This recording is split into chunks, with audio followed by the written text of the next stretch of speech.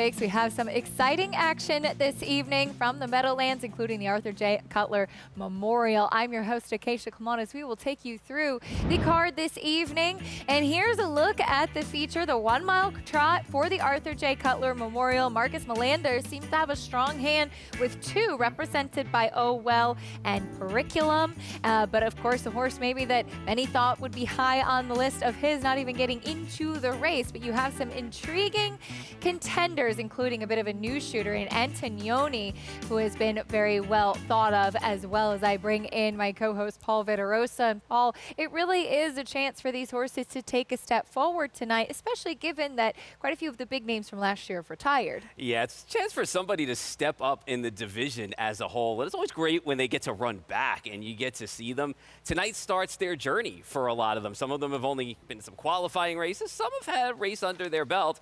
And we'll get to see some big horses, not only in this race, but in the races tonight as a whole. And as far as Antoni is concerned, for trainer Ron Burke, this is a horse, as we look to back, who was very impressive with this win. Broke stride in the last effort last time out. But if he's able to go back to this race that we saw in Empire City, he's certainly a big contender.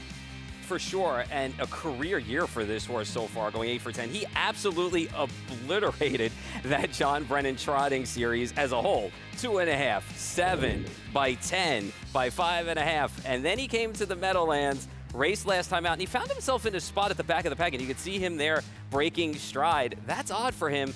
Doesn't really do that. It could have just not been his night, Acacia. Sometimes it happens, and he found himself a little bit further back than he's been longer, in the past. So it may have affected him, but tonight's definitely the rebound potential night for him. Driver Yannick Gingras saying there wasn't really any excuse or any obvious reason as to why he broke stride, kind of touched his knee a little bit and thought that that might have affected him. So we'll see if there's any equipment changes or anything else that can result in a smoother trip for Antoni this evening. Of course, a big player given, as Paul mentioned, the stellar year that he has had. As we take a look at what's coming up tonight, today's race as always presented by Claiborne Farm. We have races 5 through 12 from the Meadowlands Fast Main Track, including that Arthur J. Cutler Memorial as the feature, and some Indiana Sire Stakes over at Hoosier Park as well. Fast Main Track there.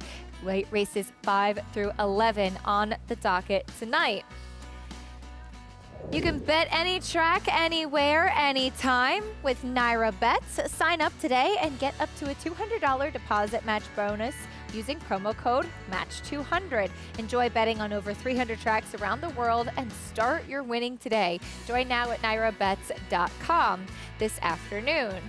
We will kick off our live racing program with the 5th from the Meadowlands as we take a look at the field coming up here. A 1 mile pace. There is South Beach Star, 2-1, but to the outside, Deuce Hanover, no surprise. The favorite will go through the post parade, though. Paul, starting off with South Beach Star, who went by. Here's Atlas Blues. Dropping in class here off a couple of subpar efforts. We'll see what we get tonight.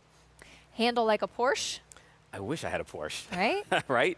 This horse may just handle like a Porsche. Did all the dirty work last week and set the pace, finally clearing, got a little separation, got nailed late. Here's Western Joe, also 15-1 in that middle range. Yeah, last three have not been pretty for him. He's got to turn it around quick here. Stonebridge Reef coming off a third. You got a nice pocket trip last time out behind Handle Like a Porsche, just had nothing in the stretch.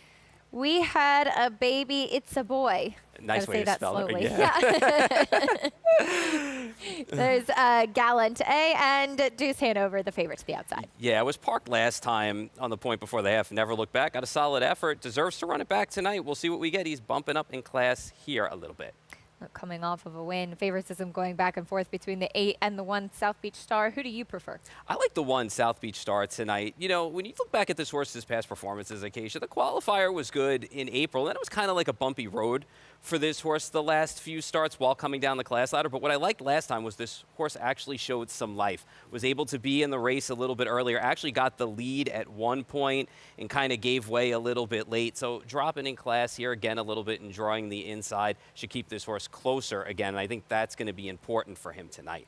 As you talk about the pace, you've got Handle Like a Porsche, Stonebridge Reef, horses that have been forward. Who do you expect to be on the front end, and why is that kind of pocket trip important to be into the race a little bit earlier on? Well, for sure, you want to have a little bit of cover, especially if you want to come from off the pace. You don't have that wind hitting you in the face. You're not exerting as much energy on the front end to keep everybody behind you as well. Because if you start to back down the pace, you know somebody might just right line come to the outside and start to come up on you. Handle Like a Porsche last week, did all that dirty work, and it took a while for him to clear off to the top. It was about the half mile by the time he got there. And then he did what you like to do at the Meadowlands, which is usually a recipe for success, and get some separation, to get you in front. But just got nailed on the wire by a horse who got a really good trip up the inside. So I think you're going to see the 3 go out there, show a little bit of speed. Deuce Hanover isn't that slow as well. Stonebridge Reef can show a little bit of pace as well. So I'm hoping for a nice little trip with the 1 on the inside, just like last week. Timing better and a little bit tighter on the class drop.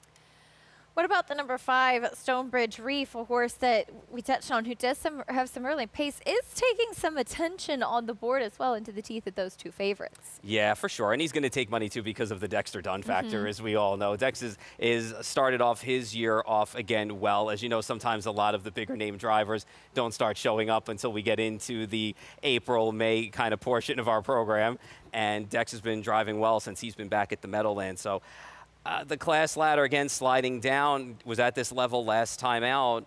And I just thought it was a little flat at the end of the day. We'll see if this horse shows a little bit more this time out, but that's got to worry you, when this horse was shown daylight and just didn't have that much pace at the end of the mile. Any of the long shots that you felt could be worth another look in here? The 7, for sure. The last race, I know it looks bad on paper, but he kind of got jammed 3rd on the inside until the half, and he was able to force his way out into a 3-wide spot, but he still kind of had a horse lapped onto the outside of him, so that wasn't a recipe for success for him at Yonkers, or anywhere for that matter, especially on the half mile, or the little bit longer track at Yonkers. I should say it's not a half mile. But he's better than he showed in his last 2 back here, so he's got rebound potential at 25-1. Lining up for the 5th, this 1-mile pace. We'll send it to track announcer Ken Workington for the call from the Meadowlands. Money on the 1, South Beach Star.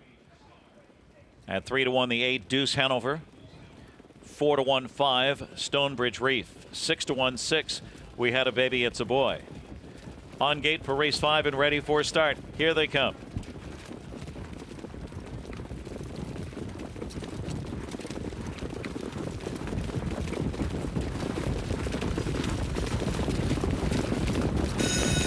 They're off. We Had a Baby, It's a Boy. Galante from the far outside being urged on early. South Beach Star the favorite, with Handle Like a Porsche between horses into the top 4 around the first turn. Stonebridge Reef just floated away in 5th position, followed by We Had a Baby, It's a Boy. And then at the back, it's Alta Blues and Western Joe, the trailer. Up front, Galante, and sweeping on by Jingra and Deuce Hanover, repeat-minded tonight at 9-1 here in 27 flat. Deuce Hanover planted up front. Going after him now is South Beach Star and Dave Miller. So Galante back to 3rd by 2.5. Handle Like a Porsche is next in 4th. And tightening in, Stonebridge Reef is on the helmet 5th and revved up. Then We Had a Baby, It's a Boy. Alta Blues and Western Joe. Single file at the half here. South Beach Star has them seated at 4-5 with the Buckeye and hits the half in 54 2/5. Deuce Hanover in the hot pocket spot now. Galante 3rd. They hit the far turn. Handle Like a Porsche to the outside, launches his late bid. Stonebridge Reef tracks that live cover.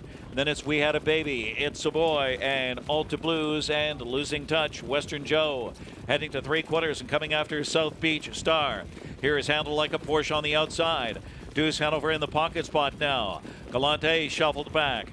Stonebridge Reef from 2nd over, all set to come 3 wide. Tracked by We Had a Baby, It's a Boy. South Beach Star, 1:22-1. South Beach Star by 2.5 lengths. Handle Like a Porsche was first over and full out. Stonebridge Reef charging late on the outside. We Had a Baby, It's a Boy. Also charging hard. South Beach Star needs the line, is almost there. South Beach Star. Galante right there with Stonebridge Reef and We Had a Baby, It's a Boy. 1:49-3. South Beach Star.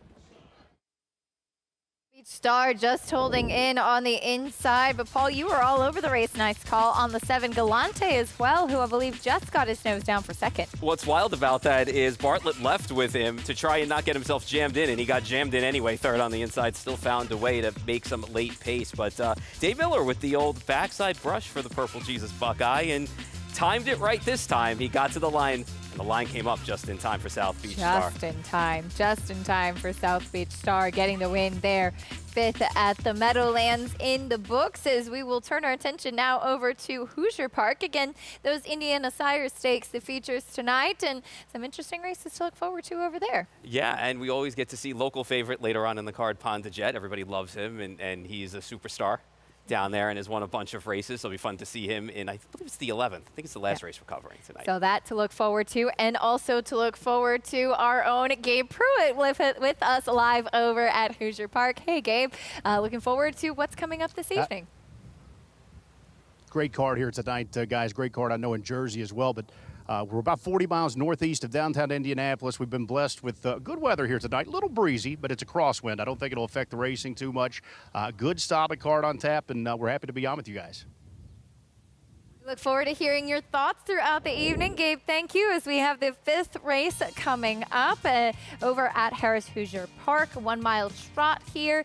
That's a look at the one Devious Mojito. I think kind of self-explanatory name, right? Yeah, mojitos are fine. Go for that on a Saturday night. One last time out was a nice rebound off the break the prior start. Classy Lassie is the 2, 10-1. Yeah, drop it a little bit from the 20,000 claimers here. Ran well, just has to come from far back sometimes. Here's Ponda Aesthetic. Should bring the speed here. Did it last time out. Was much improved on the front end as well with a better effort. Big price on this horse. Sprightly, though, one that's in good form. Yeah, prior to the last couple, just needs to get a little bit closer, I think, at the end of these miles. Here's Easter Jack in very good form right now, and your favorite. Yeah, he's hard to go against in this spot, and deservedly so at 3 to 5 based on his PPs. One Dan Show trying to turn things around. Yeah, it's just Easter Jack's beat him pretty soundly in the last couple of starts. Globe Master could be forwardly placed as well. Yeah, bumps up in class here, and you always got to respect what comes from the Irv Miller barn. The 8 is out. There's the 9, Daz Schnipker. The good thing with this horse was stood flat in the qualifier, because before that had some couple of gnarly breaks in the 2 starts before that. Well, that's the field. 3 to 5 now on the 5 Easter Jack. As we bring Gabe back into the conversation, Gabe, this horse has been in raging form lately. Are you with him in this race? You know, guys, I wish I had better news. You know, my stance is usually to try and beat favorites. This is one, however, that I think is going to be pretty tough to get past. Easter Jack not only has won 2 in a row, but completely geared down through the stretch last time, so I'm not sure he even took a deep breath.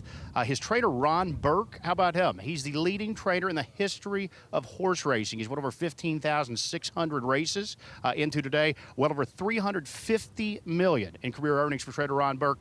He has a few hundred horses at any given time in his care. In fact, today, guys, he's racing at 7 tracks throughout the United States, 44 different horses. I believe he's got 5 in with us here at Hoosier. He's got 7 in up at the Meadowlands, 3 in the feature tonight on the show in the Cutler. Keep our eyes on that this evening. Gabe, thank you. 1 to 2 now on Easter Jack, and Paul, you're on him as well. Anybody else you give a little bit of a look to underneath? I'm gonna give a little look to the 7 Globemaster in here, bumping up in class a little bit at a big price. Irv Miller does great work, and if this horse can be within the first flight of horses and kind of making that move on the outside, I don't see why this horse can't run well. This horse has run times that are comparable to some of the other horses in here that have been up in this class. So always just looking for a price to go underneath, and it's wild to think that he's running 44 horses today. I have trouble keeping track of one. I know, absolutely. Back over at the Meadowlands, into the winner's circle goes South Beach Star, following the 5th, David Miller, picking up a win. Yeah, this was a good effort. Dave Miller did the old brush and crush on the backstretch, and this time this horse was able to last in this spot. It really didn't exert that much energy either to the half and beyond to the 3/4, and came into the stretch and was looking pretty good here too. I mean, no, he was kind of running a little bit out, but once he straightened him out, he was looking good. He got a little bit short late like he did last time, but this time the wire came before the other horses did, and a nice effort, I think, from Galante at 7 in here, because I just thought that horse ran really well.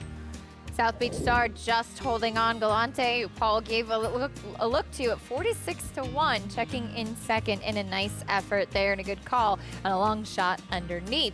Back over to Hoosier Park, 5th race coming up. But first, before we do that, here is what we have to look forward to as far as the season is concerned with Meadowlands racing on Fox Sports. We kick things off tonight with the Arthur J. Cutler Memorial. Of course, a lot of eyes going to be on that Hambletonian August 2nd as well, but plenty of other exciting things on the docket. Yeah, and you know, the Dave Brown Memorial is always special because Dave was such an amazing individual in person, and to have that as our next show is going to be something that's always special. And of course, the Meadowlands Pace and Hambletonian can't ask for better events. So that's what's coming up on the Meadowlands. And speaking of Meadowlands, we welcome in Jessica Otten live with us at the Meadowlands. And Jess, as we mentioned, kicking things off on Fox tonight with the harness coverage, but looking forward to all of those big events still to come throughout the rest of the year. Very much looking forward to all of the events. As you can see behind me, I've got the Cutler Field Antoni, who is one to keep your eye on tonight in that Cutler Final, or the Cutler Memorial, I should say. We've got Fallout, who's highlighting race number 7 tonight. He's Meadowlands Pace eligible, ranked number 3 on Dave Little's road to the Meadowlands Pace. We're going to have that show live on Fox, of course, in July. We'll have the Meadowlands Pace eliminations on tap as well early in July. And then, like you'd mentioned, the 100th Hambletonian that first Saturday in August. We got lots of Hambletonian and Hambletonian Oaks eligibles on tap tonight as well. Very much looking forward to spending the night with you guys, and of course covering harness racing action throughout 2025. Jessica, thank you. I guess pink is the color tonight, by the way, too. Jess and I both got the memo. As we're back over to Hoosier now, we have race 5 coming up. Again, this is a 1-mile trot, and Easter Jack is the heavy favorite. I think I have time to change before we get from this race to Yeah, the we next got to race. get you a little pop of color. I could just throw, well, you know what? I always used to wear red and pink and stuff, but today I've got the brown on. I don't know. Whatever. It was Preakness Day earlier today. What can I tell you? 2 to 5, deservedly so in here, without a doubt. This horse has run well. Basically, in the last 6-7 starts, you know, even when this horse got beat 3 1/4 lengths, this horse kind of ended up being parked for a little bit of that as well. So geared down in the last 2, as Gabe said, and 1 to 2 is just a price you're going to have to take on a horse who's in raging form right now. What about the one Davius Mojito, who is taking some attention from the rail? Based off the last race, for sure, now going to bump up in class. And it was a much improved effort off the start before that, where the horse had broke. But before that, was running in open races and only got beat 2.5 lengths in there by some decent horses in that spot. Ran second before that in a winners of 5 to 9. So from the rail spot tonight, and based on the last race, and this horse has taken money in basically every start, I could see why this horse is second choice 3 to 1 in here. There is your favorite, though, Easter Jack. As I had commented to you, I don't know as much about standardbreds physically. I've not been around them as much, of course, of thoroughbreds, but even I can tell that he just has framed himself up so beautifully out on the track in the preliminaries. You know, he's one that really kind of stamps himself physically as the favorite, immediately catching your eye in that post parade. Yeah, comes out on the track like, this is my backyard. You know, you're going to have to run to beat me. And he was bowed up and looked really nice when he came out. You had pointed that out right away. And I was like, nope, you're spot on. He looks good tonight. Moving beautifully out there. As Gabe is with us. Gabe, any final thoughts coming up here? Well, I want to echo your guys' comments because Easter Jack, guys, is all business. You see him out there on the racetrack. He's got his head down. He brings his lunch pail to work here night in and night out. He couldn't look any better. Unfortunately, guys, the price not looking that good. Just 2 to 5 on the board as he continues to take all the late steam here as we get set for race 5. I do want to give a little upset call, though. If we are going to try and knock off Easter Jack, I think the 2 Classy Lassie is a horse that's being overlooked a little bit early here in the wager week stages. Up there, double digits right now. One of just a couple of mares in this field taking on the boys, but she comes off a very good third-place effort here last time out where she was forced way out wide. She's sort of a type of mare that needs to sit and take a trip, but I think through this long Hoosier Park home stretch, the 2 Classy Lassie could be around late and very close if she can't knock off the big favorite here at Easter Jack. I like it, Gabe. Thank you. Big price. Easter Jack, your favorite, though, as they line up for the 5th at Hoosier Park. Here's Michael Chamberlain with the call. Devious Mojito Oz. Field is in the stretch.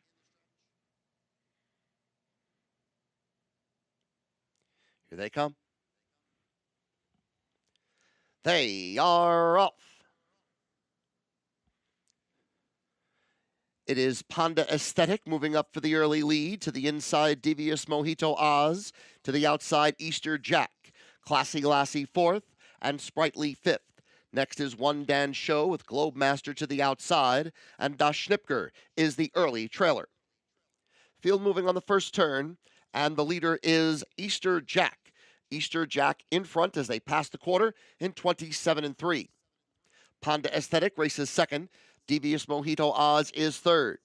Two further to Classy Lassie, and then fifth is Sprightly.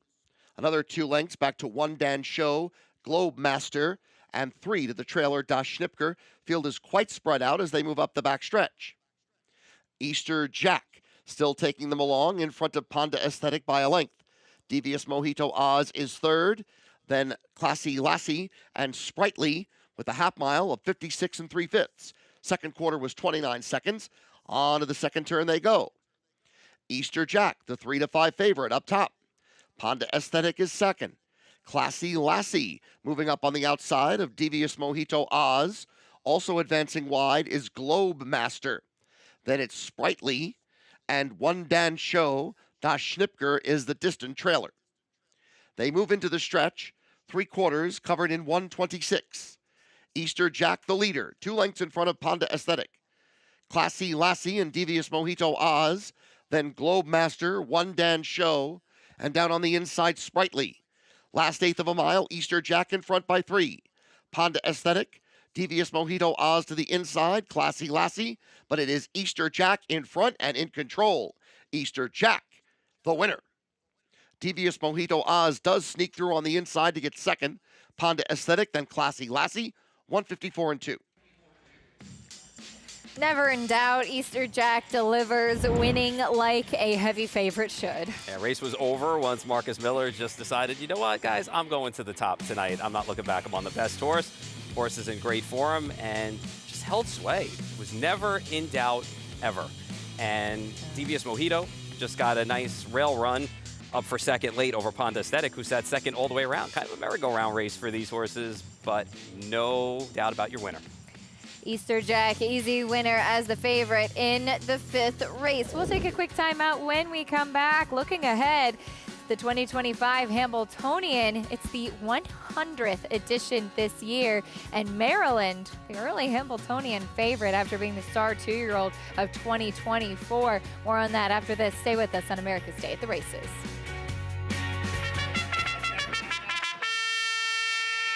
For years now, Monmouth Park's 50-cent Win Early Pick 5 has helped players win early and often.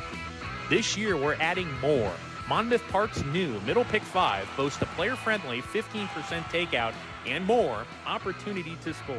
Start your day winning early. Continue to winning more. Play Monmouth Park's Win Early and Middle Pick 5. First post, 1250.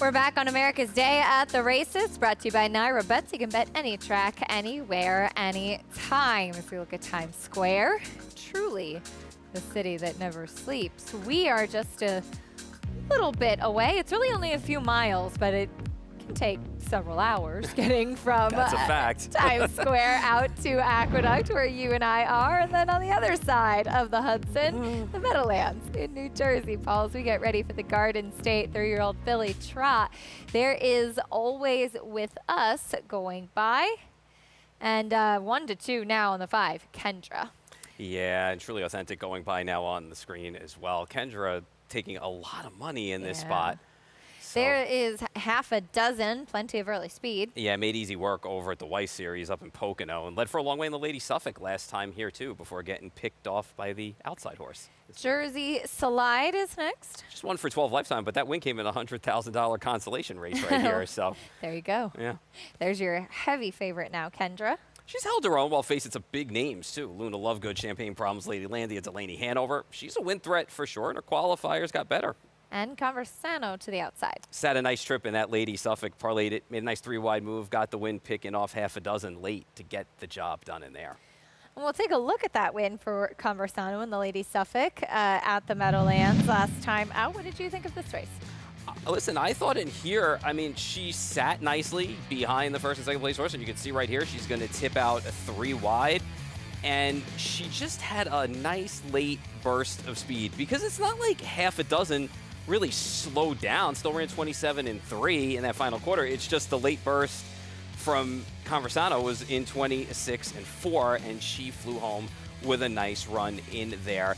It's a small field in here. There's no real killers in this spot, sans Kendra, so maybe she's going to sit the same kind of trip in a small field again and get the job done in this spot. What is it about Kendra, do you think, that is causing her to take so much money in here? Well, I think it's who she's faced last year. And you look at horses, and we've seen these horses if you've been with us on the shows last year, and Luna Lovegood, who got really good later on as the season went on. Champagne Problems for Nancy Tactor, a really good filly. Lady Landia, Delaney Hanover, and you know, I know when you look at her record, she only has 2 wins, but when you dance some of these dances in the matron and the kindergarten, and you run against these horses and you've only been beaten a length or 2, when you run against a field like this and you take a step back, deservedly so, you're the class of the field in this spot. And when you take a look at her qualifiers, too, they got visually better. And both ends of the mile were both very strong for her, especially in the last one. So 3 to 5 in here is probably a little too short coming off a couple of qualifiers, but she's the class of the field for sure. There's half a dozen who we last saw finishing 3rd in that Lady Suffolk behind Conversano. This is the victory 2-back in the Bobby Weiss Series.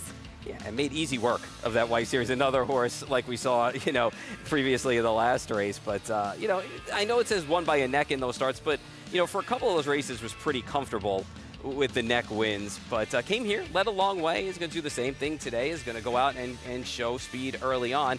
I wonder how fast they will go tonight. I wonder if they'll try and string them out a little bit more as opposed to they did last time. We'll see. 5 to 1's a decent enough price on this horse. You see those prices over from Hoosier, Easter Jack, the favorite delivering. We'll see if the favorite can win here at the Meadowlands. But Jessica Otten with us, Jesse, for the Garden State, for the fillies coming up here. Kendra looks on paper to be the class of the field. What are your thoughts about her coming into this race?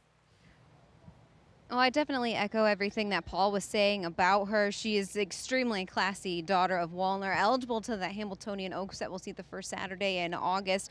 Both of her qualifiers were very, very good coming off of that performance last season, ending her season and the matron finishing 2nd behind Luna Lovegood, who actually was the favorite in the Breeders' Crown last year. I think this is going to be the softest field she's faced in her lifetime. I know it's just her first start off of the bench here. She was a very consistent on-the-board hitter last season as well. You can see down the program page where she did very well in the New Jersey Classic and elimination. So the bigger track she suits too well. It's her first start off of the bench, aside to maybe a couple of others who've had a start or 2 in here. I know the 6th Conversano is taking action as well. She probably needed a couple of starts to get her legs under her belt last season. She benefited from a very, very good trip last week where half a dozen cut the mile in the Lady Suffolk. My Debt Collector sat 2nd, and she kind of sprinted home very strongly behind those 2 to get the job done in 1:55. Last season, you know, she wasn't as successful at the top of the game, but she's come back strong this year. She had that one lone qualifier before going into that short field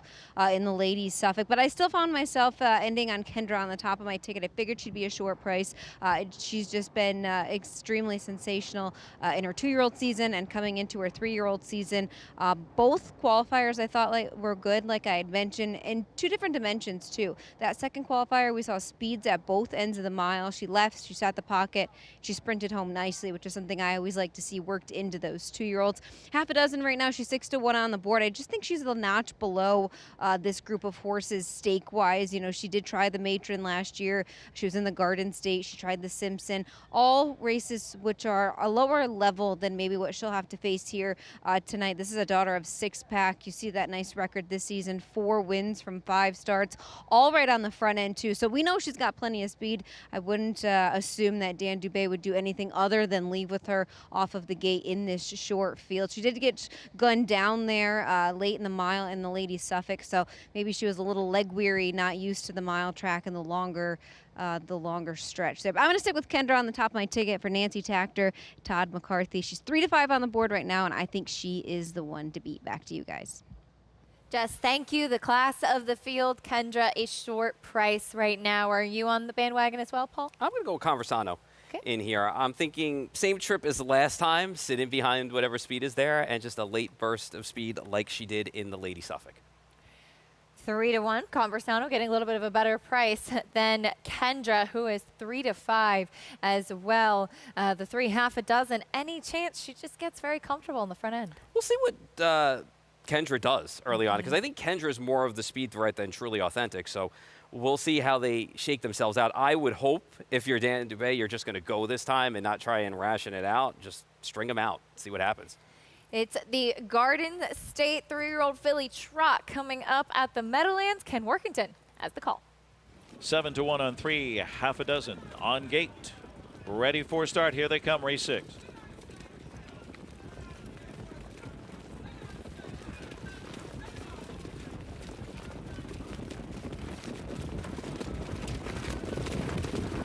Fillies are off and trotting. Kendra and Conversano away together from the outside. Half a dozen is put in play. Truly Authentic from the inside, 4th, and Always With Us is right to the cones in 5th, and Jersey Slide is the early trailer. They head to the opening quarter, and half a dozen and Dubé to the front. Here comes Kendra and Todd McCarthy to take over now. So Truly Authentic trotting in 3rd. Always With Us, 4th on the inside. Then comes Conversano. Gapped at the back is Jersey Slide. First quarter soft, 28-1. Big favorite Kendra. Kendra in her 3-year-old debut strides clear by 2 lengths. Half a dozen trotting in 2nd, and Truly Authentic is 3rd. Always With Us, 4th on the cones, followed by Conversano, who takes a peek to the outside. Jersey Slide hopes to follow her. Loose leader Kendra. Kendra by 2.5 now. It's Kendra with half a dozen 2nd. Truly Authentic 3rd at the half. Always With Us 4th. And then Conversano yet to get underway. And now a peek to the outside again. And Jersey Slide, the half 56-4, 28-3 second quarter. Raiding along here is Kendra. Kendra on a wire-to-wire mission, 3/8 to go. It's Kendra with half a dozen 2nd. And now Conversano gets in gear on the outside, 3rd, soon to be 2nd. And Truly Authentic 4th on the inside. From the back of the pack, Jersey Slide with a lot of work to do. And then Always With Us dropping back to last at 3 quarters. It's Kendra bracing for Conversano on the outside with a full head of steam.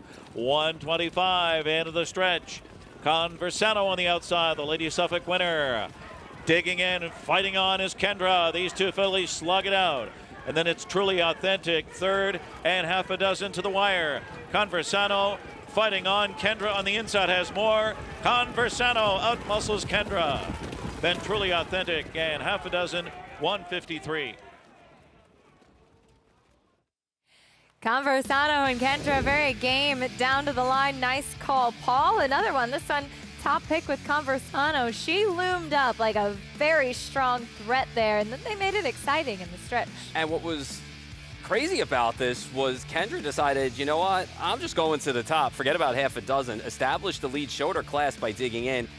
Conversano made that big launching move, first over, kept it going, and I thought, well, okay, you're going to steamroll right on by. Kendra showed some class. I think Andrew McCarthy held a little bit back until the very end and just kind of give that little extra push to get on by, but a nice effort. Conversano's coming into her own now, last two starts for sure.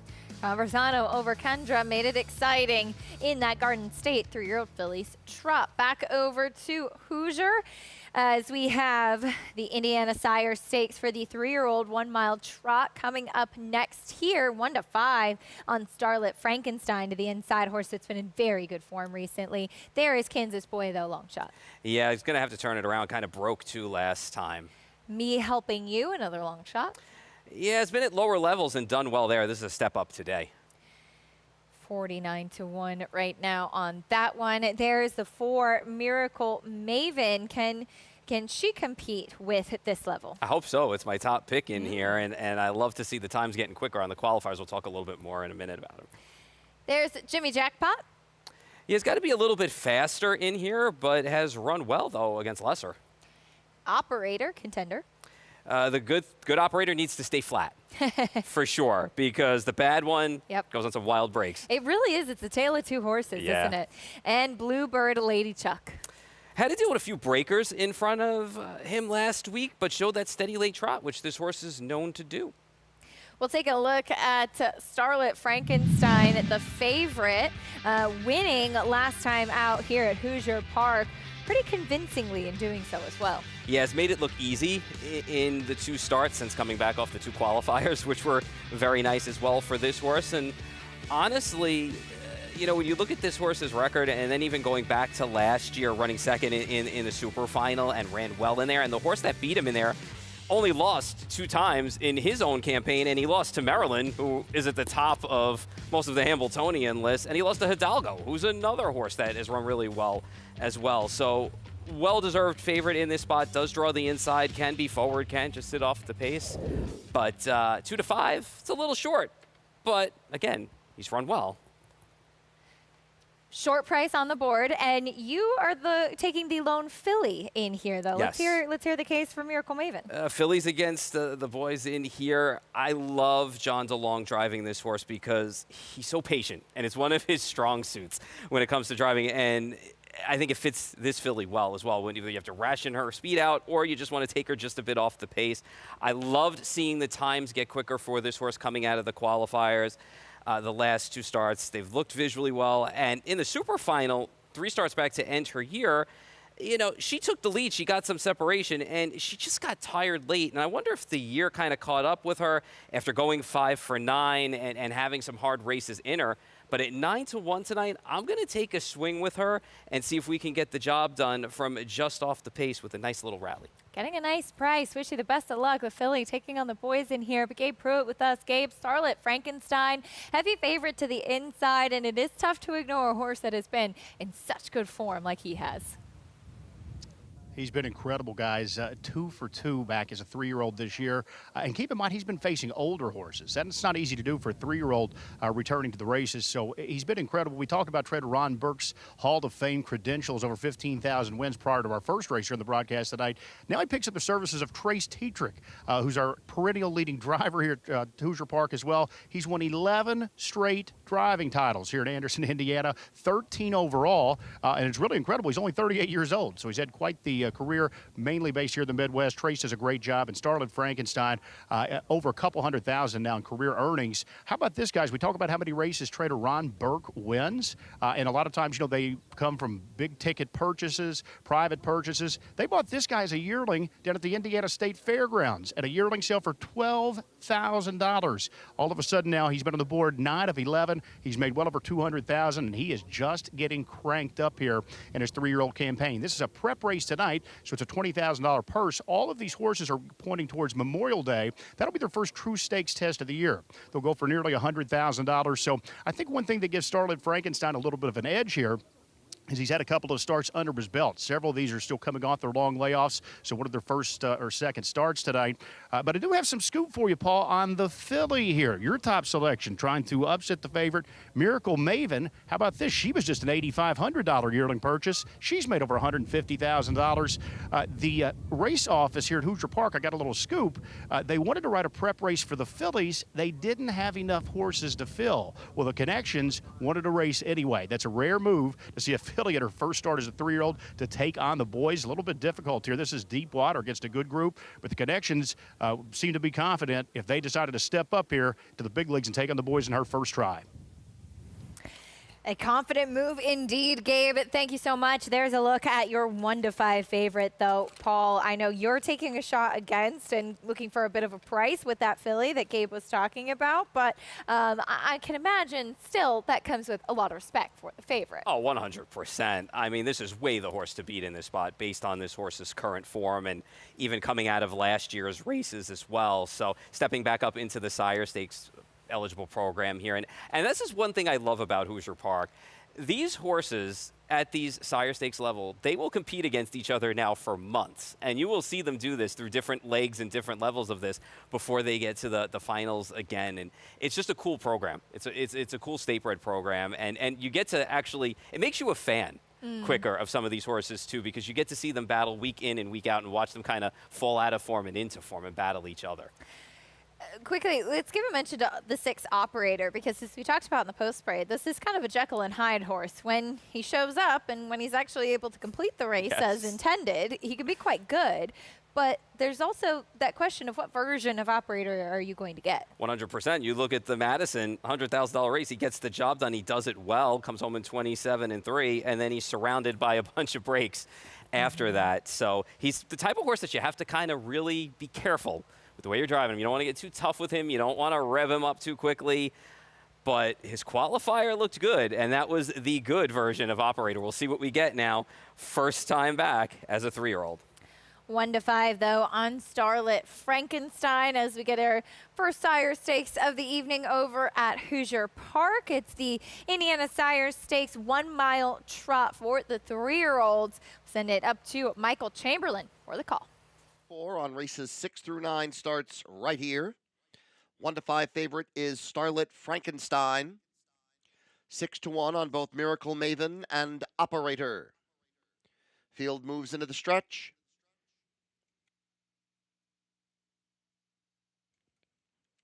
Here they come.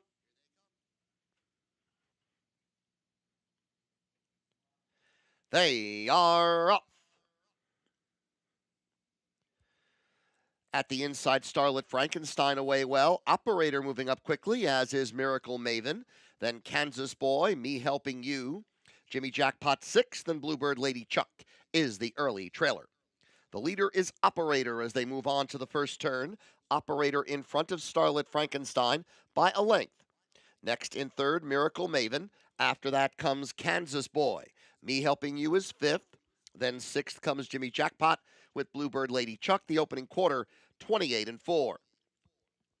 Operator in front now, 2 lengths. Second is Starlet Frankenstein, and then Miracle Maven is third. After that comes Kansas Boy, another length and a half to Me Helping You, with Jimmy Jackpot and Bluebird Lady Chuck. They're in single file coming to the half-mile pole, and leading the way is Operator. Operator's still there, with the half-mile now up in 58-2. Starlet Frankenstein sitting second, Miracle Maven third, and then Kansas Boy, Me Helping You. Now to the outside goes Bluebird Lady Chuck, and the trailer is Jimmy Jackpot as they move to the second turn. It is Operator, still there a length and a half. Starlet Frankenstein, Miracle Maven, Kansas Boy, Bluebird Lady Chuck moves up on the outside, and the last 2 are Me Helping You and Jimmy Jackpot. 3/4, 127-3. Operator trying to get away in front by 2. Starlet Frankenstein playing catch-up now from second. Miracle Maven third. Bluebird Lady Chuck fourth. Going off stride was Kansas Boy. Operator in front with about 100 yards to go. Starlet Frankenstein trying to get there, but Operator holding on well. Operator, Starlet Frankenstein, Operator won. Starlet Frankenstein was second, then Miracle Maven and Bluebird Lady Chuck in 154 and 4. Well, Paul, it was the good operator tonight. He showed up holding off the favorite, Starlet Frankenstein, late.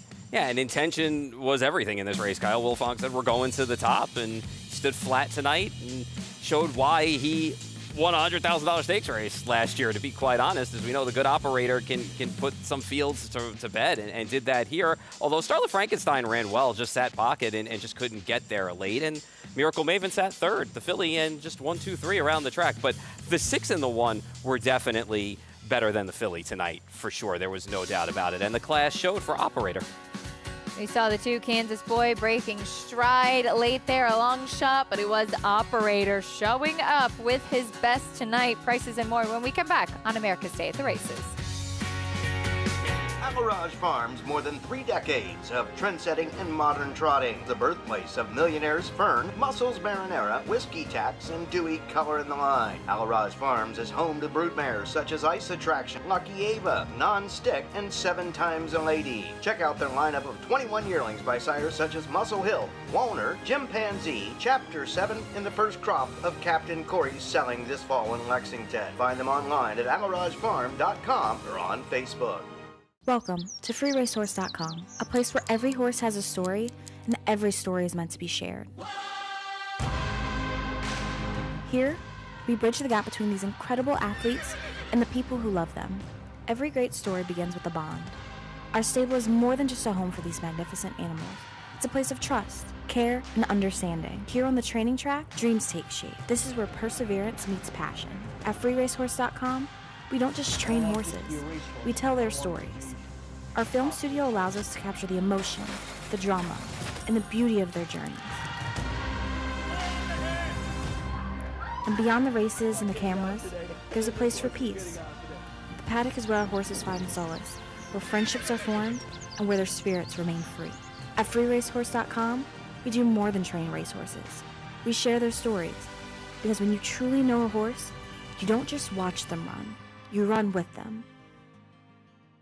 Racelands is the most in-depth product in horse racing, with unique features found nowhere else. True odds, predictive analysis, and pace projection. Racelands. It will change the way you follow horse racing and take your game to the next level. General admission tickets are on sale now for the Belmont Stakes on June 7th at Saratoga Racecourse. Don't miss your chance to witness the historical third leg of the Triple Crown. Get your tickets today by visiting belmontstakes.com/tickets. You're watching America's Day at the Races as we see operator head into the winner's circle following the Indiana Sire Stakes. $17.80 winner. The good operator showed up tonight as we head down to Gabe standing by with the winning driver.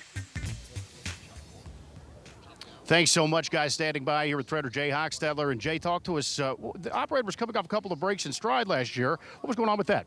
Yeah, he was just an immature colt. He needed to grow up quite a bit, but he's done it so far this year. He's still, he's got his quirks, but he's got the speed, and that's what we want most importantly. Yeah, first start of the year for him here. Were you surprised how easy he got the lead and really how slow the fractions were?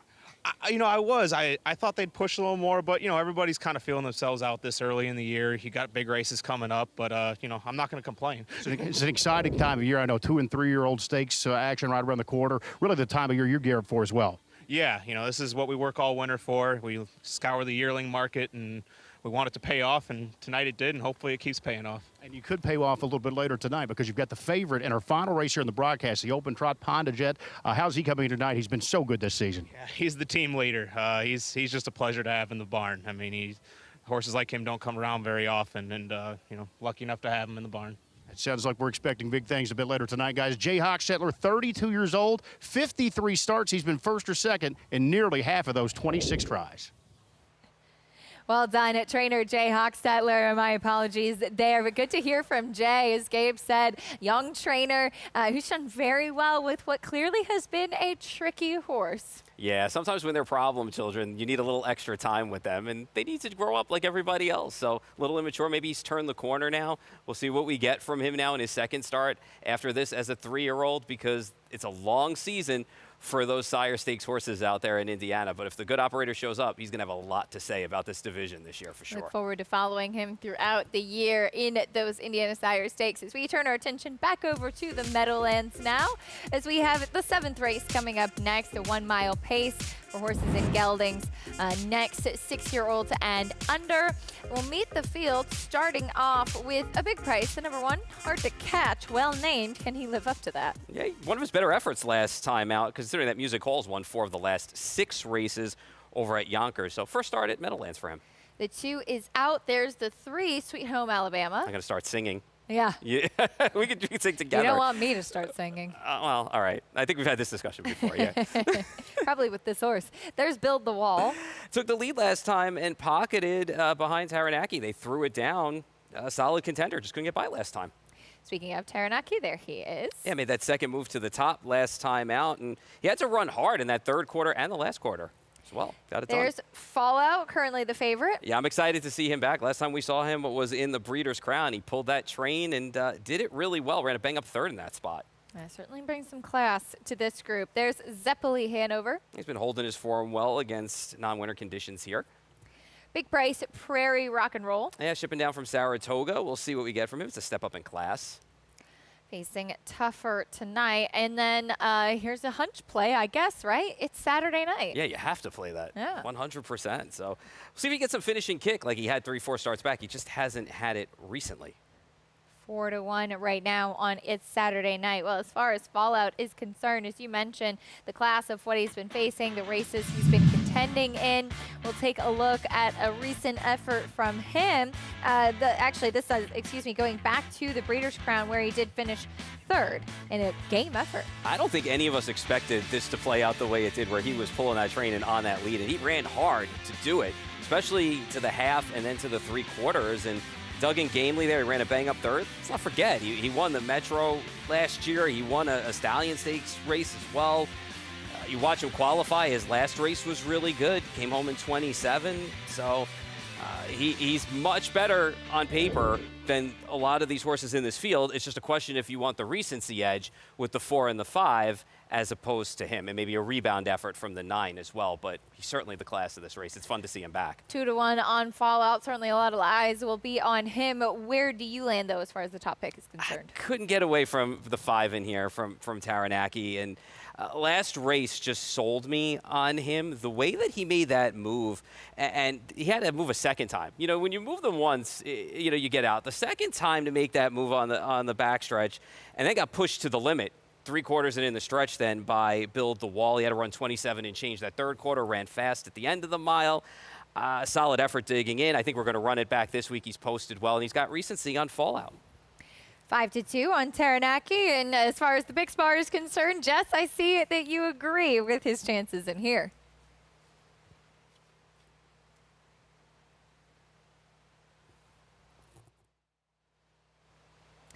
And we apologize for those technical difficulties. Hopefully we'll be able to get back to Jess in a moment and hear her thoughts on this upcoming 7th race, but her top pick Taranaki as well, 5-2. As yes, Fallout 2-1 right now, but you have a couple of other horses on the board, Paul, that are pretty close within shouting range, particularly Taranaki, the 4 Build the Wall into the outside. It's Saturday night. If you're looking for rebound potential, it would be It's Saturday Night on the outside. You look 3 and 4 starts back. This horse had kick in almost that same, division or same, classification of race that we're seeing tonight. Just the last 2 races, 2 starts back got parked a little bit, and then in the start before that, just didn't have the same kick. Well, take 2. Let's go back to Jess. Saying that, I do agree with Taranaki. I just think he's been extremely consistent, hard knocking. He's overcome a lot of tough trips in the last handful of starts. I don't think they're going to go. Apologies again for those technical difficulties, but at least we got to hear Jess's pick in this upcoming 7th race at the Meadowlands, and it's almost time. We'll see how it plays out as Jess and Paul both on the 5 Taranaki, the favorite, though Fallout, the class in here. Race 7 coming up. Here's Ken Workington. And at 5-1-9, it's Saturday night, indeed. 6-1 on 7, Zeppeli Hanover on gate, race 7, and ready for start. Here they come.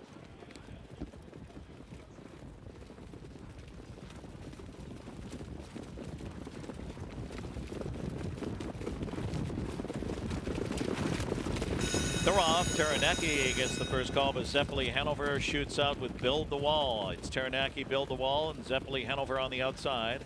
With Hard to Catch showing up on the rail into the first turn. Fallout in between horses. Advances into 4th now. Just in front of Hard to Catch on the inside, 5th. Next comes Sweet Home Alabama at the rear of the field. It's Saturday night, and Prairie Rock and Roll's the early trailer. They settle in single file. Taranaki repeat-minded here with Dexter Dunn at 9-5 in a soft 28 across the backstretch. So strong winds propel them across the backstretch now, and it's Taranaki who takes off by 2. Build the Wall is 2nd, and Fallout is tracking 3rd, with Zeppeli Hanover 4th on the inside. Hard to Catch to the outside, 5th, followed by Sweet Home Alabama. Then it's Saturday night, and Prairie Rock and Roll. No changes at the half. Taranaki controls it. Taranaki is revved up here. He's in front by 2.5 lengths. 56-1 for the half with the wind at their backs.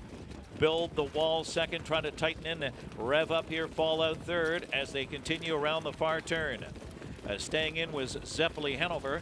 To the outside comes Hard to Catch. He is spinning his wheels, trying to flush out Fallout here as they head by 3/4. It's Taranaki the target.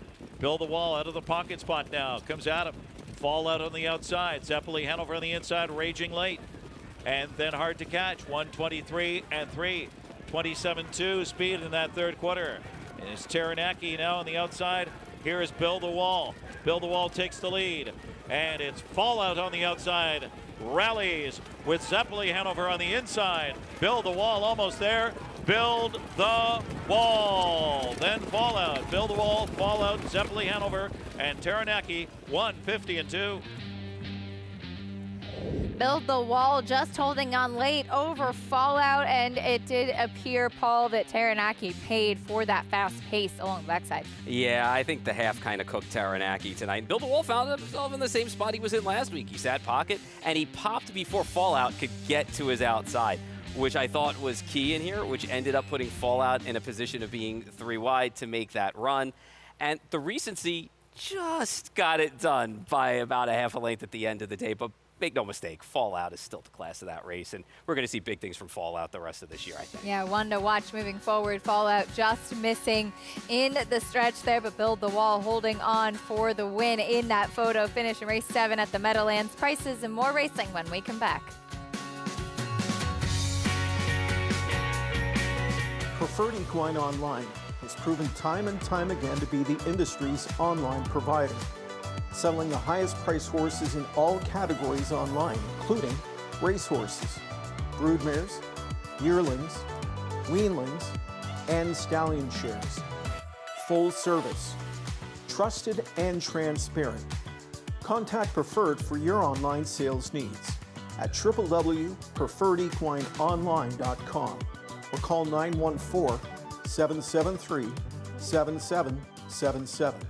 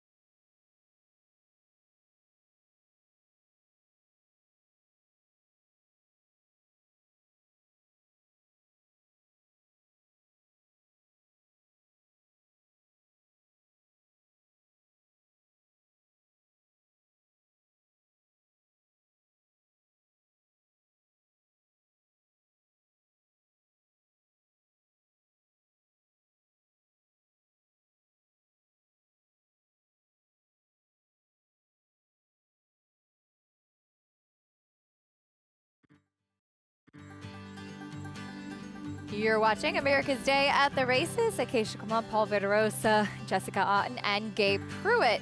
As we head over to Harrah's Hoosier Park, race 7 coming up. It's a 1-mile trot. As we take a look at the field, it's Lloyd Wright, who's currently the even money favorite, taking attention, as is the 2 Niner from the Diner. Paul, where do you land in here? I landed on Lloyd Wright. I know this horse is going to end up being the favorite in here, but drops off an impressive effort last week. Kind of laid it out there, showed speed, and got nailed late by a horse who was 2-5 in that spot. So I thought it was a decent effort. Slides down the class ladder again a little bit tonight and should be forwardly placed or just right off anybody that wants to go in this spot. So just based on the last race and facing better, I'm just going to take a shot with this horse in here, especially off the wake up last week.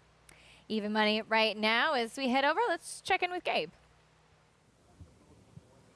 Thanks so much, guys. And I'm going to go with the second choice. I do give Lloyd Wright a big chance. He just missed there last time out by a head when he was on the lead. Early speed is typically his weapon of choice, but out here working hard for you. We had race 7 of the paddock behind me. That was one of the races in the front show paddock tonight. And Jared Finn, the trainer and driver of the 2 Niner from the Diner. Now, that's my top choice.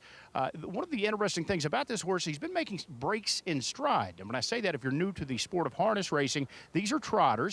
They're diagonally gated. So their front left and right rear legs move in unison, and their right front and left rear legs move in unison. That's how it's supposed to go. Now, if you lose that gait, you go into a gallop, like a thoroughbred. That's obviously not a good thing in air sports. So the horse had been making breaks in stride, and I asked why. That was the case to his trainer and driver. He explained to me he was hitting the race bike behind the horse, so it would sort of spook him, and he'd go off stride. So they actually got a bigger race bike. It's almost a custom bike for the 2 Niner from the Diner, much bigger, much higher than the typical race bikes behind these horses. And they tried that last start, and bingo. It seemed to work out very well. He left guys from post 9. He was on the lead the entire way, and he just coasted home to an easy win. So I think with the bigger bike theory in play tonight, let's hope it continues to help him out. That's my top choice. I would absolutely love it if we could get the 2 Niner from the Diner off as the second choice. Quite frankly, I thought he'd be the favorite in here. Yeah, second choice right now at 5-2. Gabe, thank you. We'll see how it plays out coming up in this 7th. But first, on the thoroughbred side, just a couple hours ago or thereabouts, we saw the 150th running of the Preakness Stakes, and it was an eventful stretch, to say the least. The eventual winner, Journalism, runner-up in the Kentucky Derby. Paul having to muscle out and get some room in the stretch there, and amazingly able to rally late. And muscle was an understatement there in that spot. And, you know, we say this all the time, that the good horses and the great horses find ways to overcome things. This horse overcame a ton today. How much the best was he? I mean, tons the best. And when you think about it, at one point, Roberto Rispoli had a chance to get this horse to the outside. Didn't take that opportunity, went on the inside, went into a hole that probably wasn't there, muscled his way through, started some bumper cars with other horses, and still found a way to win. I mean, it was really, you know, we talked before going into the race about Journalism and how if he ran his race, he was still going to be good enough to win. Imagine if he didn't have trouble today. Yeah. I mean, you know, how much better would he possibly or could have been? But make no mistake about it. I mean, he found a way to win today. It wasn't the easiest way to do it. Not the perfect ride, but got the job done. And you did see Flavien Prat on goal-oriented, the one in there, kind of lose his footing, trying to keep Journalism pinned in. Now, that being said, if you're Flavien in that position, that's what you have to do. Riding. You're not going to open the sea and let the favorite waltz on through. I am in agreement with you. I would have liked to see Umberto Rispoli move him out a bit sooner and give him, ride him, as our colleague Richard Migliori says, ride him like he's a good horse. Right. Give him the best opportunity. Unfortunately for one of the pace setters, Clever again as well, he really took the worst of it on the rail there in that bumping. 100%. And I think when you even look, I mean, listen, the runner-up ran a bang-up race too. We talk about Journalism winning the race. Gosgar ran a great race, you know, being second in there. But, you know, getting back to just the trip and just the way that this horse was ridden, I wonder sometimes if in the second you just think, you know, this is the spot I need to go in. I need to save ground. I need to be inside. But I don't know. I mean, it worked out. We'll see if it works out. Early projections are he's going for the Belmont, and be great to see him. Yeah, Aaron Wellman of Eclipse Thoroughbreds co-owner said he would love to go on to the Belmont Stakes, but will leave that decision up to his trainer, Michael McCarthy, who really waited to the last minute to confirm that he was going to the Preakness. But certainly for us, we hope that he will move on to the Belmont Stakes. Of course, Fox, the home of the Belmont Stakes, just 3 weeks from today, where Kentucky Derby winner Sovereignty will be waiting. Now back to the 7th at Hoosier Park as they start to line up, getting ready for this 1 mile trot. Here's Michael Chamberlain.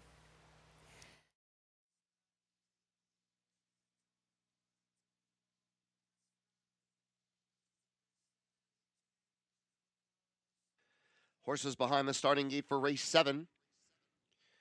4 to 5 on Big Boy's Edge. 2 to 1 Niner from the Diner. Here they come. They are off.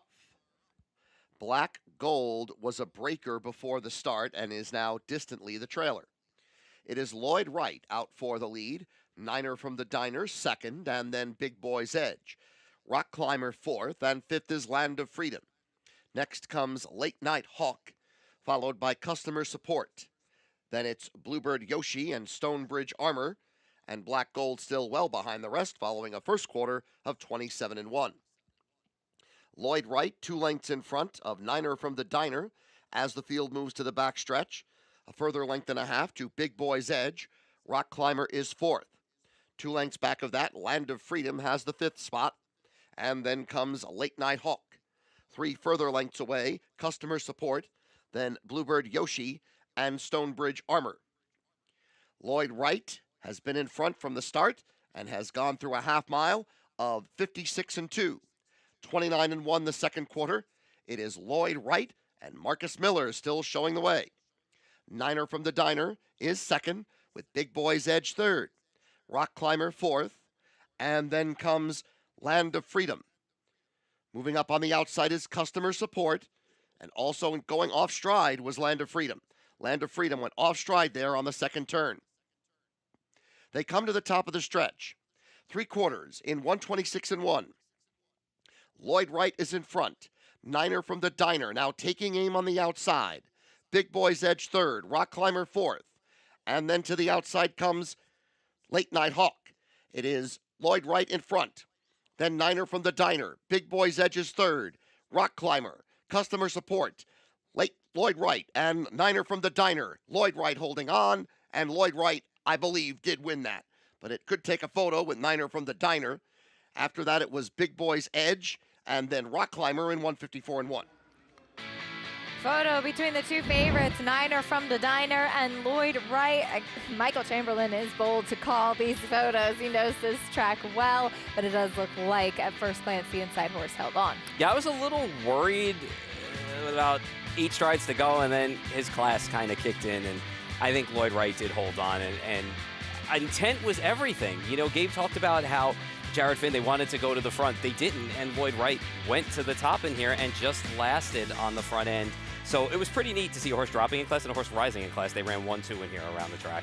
They were the favorites in the wagering and performed like it as well. Lloyd Wright just holding on late in the 7th at Hoosier Park.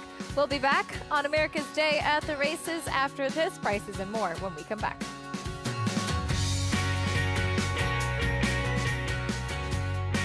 Whether you maintain a food plot on the weekends, tend to a small herd of livestock, or work in professional landscaping, New Holland's family of Workmaster and Boomer compact tractors at Clinton Tractor can get the job done. Known for delivering outstanding value for their performance, these reliable, powerful, and easy to operate New Holland compact tractors will help you tackle your to-do list while being easy on your wallet. We are the leader in service, Clinton Tractor. ClintonTractor.net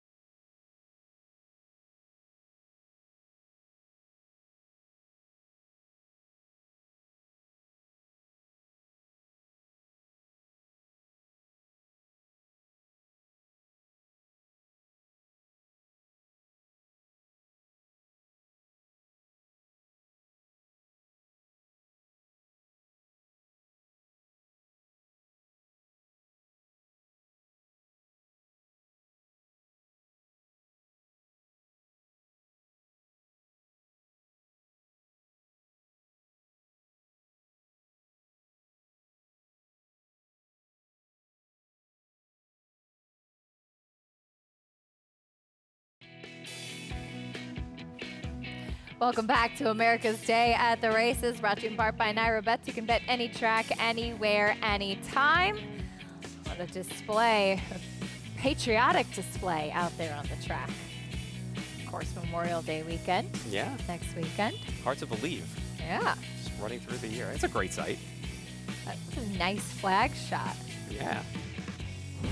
So we get ready for the 8th at the Meadowlands. This one, the Garden State 1 mile trot for 3-year-old colts and geldings, meeting the field starting off with Grande Villa. Was looking for that first career win. Right now it's 9-5 on the board. So a little interesting the way the board's talking right now. Yeah, that is a bit surprising. Yeah. Here's Safe Talk, double-digit odds. All 3 wins came at Freehold last year. Sad to see Freehold go, but now this horse is running here at the Meadowlands.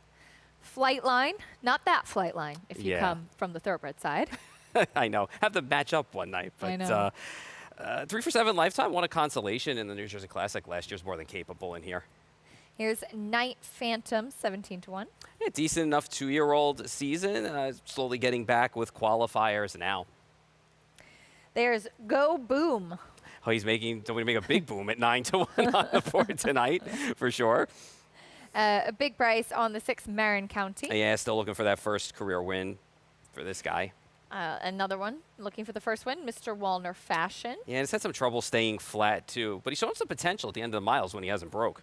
And Hidalgo to the outside certainly brings some class in. Yeah, plenty of talent, plenty of breaks too. You gotta be careful with him. But he's run second in the Haughton to Maryland, which is huge, and he's had a couple of seconds past that. And he didn't run badly in the Breeders' Crown Elim. He had no shot in the final because he kind of, was badly tripped in there, and then he broke again on May 2nd when he came back. So he's got to stay flat. That's his biggest problem. 2-1 still on the 1 Grande Villa from the inside. We'll take a look, though, at Flightline. This is back in September in the New Jersey Classic Consolation. Yeah, which shows that this horse, has the talent, has won over this track, did it well in the spot. I know he was favored that night, but still ran well and finishes off the miles with trot pretty strongly, which you'd like to see. And to be honest with you, has gotten 2 nice tune-ups to start the 3-year-old season for Julian Andy Miller, and he was geared down last time out as well. I know it was over at Philadelphia, but has run well on the big track as we see here. So let's take a swing with this horse tonight, especially coming into this spot. I know he's 2-1, and I think the board's going to kind of level itself off because I'm surprised at the money that the 1 is taking tonight. That's your pick tonight, Flightline? Yeah, Flightline. 3 for me. Number 3, who has now clicked over to the favorite, as he should be, Flightline. Andy Miller to be in the bike here coming up for this Garden State 1 mile trot. Let's check in with Jessica. I agree with everything Paul said on Flightline. He is coming off of 2 very good efforts down at Harris, Philadelphia, which he has a smaller track, maybe in against lesser company. But I think something that's very important to these young trotters is confidence. And both of those wins were confidence-boosting efforts after a good qualifier at Harris, Philadelphia. Faced a lot of the big stakes colts last year in the Bluegrass, tried the New Jersey Classic elimination, didn't really get a whole lot of work done there from post 10. You saw that roll in from the consolation of the New Jersey Classic. He had that perfect pocket trip there, and he established his lifetime mark of 154 and 4. Very good effort done by him. He's a son of Wallner out of a very nice mare, Hey Blondie. 2 for 2 thus far in his 3-year-old season, and I think they've got big horizons for this guy in his 3-year-old campaign. He is Hamiltonian eligible. Just to go back off of that, I really think that both of those wins down at Harris, Philadelphia, in against lesser company, are going to help him in the long run boost his confidence. He's the favorite right now at 8-5. I like Grande Villa underneath on my ticket, a son of Muscle Hill. He's had 2 qualifiers coming into tonight's race, added the trotting hobbles late last season, and he still made a couple of miscues, but he did get a good solid qualifier under his belt coming into coming into this race here tonight, both from quite decent posts as well. The last one was from post 8, left aggressively, sat the pocket, and had good speed coming home. He trotted home in 27 and 1, a nice 153 and 4 effort. He gets the rail to work with. Andrew Harris always has his horses ready to go. First start off of the bench usually as well. You're getting a nice price too. I think 3-1 is fair value underneath of him. And if Hidalgo can mind his manners, he was a top stakes colt last year as well. 200,000 in the bank, 3 wins from 11 starts. Just needs to mind his manners. He did not do that in his debut as a 3-year-old. He has an outside post tonight. I'm sure Yannick will steer him with confidence and aggressiveness as well from an outside post. 8-5 on the 3 flight line. I think he is the one to beat here in the Garden State for 3-year-old Colton trotting, 3-year-old Colton Geldings on the trot. Plenty of prices underneath as well. 5-2 on the Grande Via from the rail. But like I mentioned, I think flight line off those 2 confidence boosting wins is the one to beat in here. Ken Workington has a call of race 8. 3-year-old Colton Gelding Trotters for $55,000. 8-5 on 3 flight line. Looking to go 3 for 3 to start his sophomore season. A 2-1 the 1 Grande Via, a 3-year-old debut for that one. Of the 8, Hidalgo looking to rebound off a miscue at 3-1. 6-1 on 7, Mr. Wallner Fashion. They're ready for start. Race 8, here they come.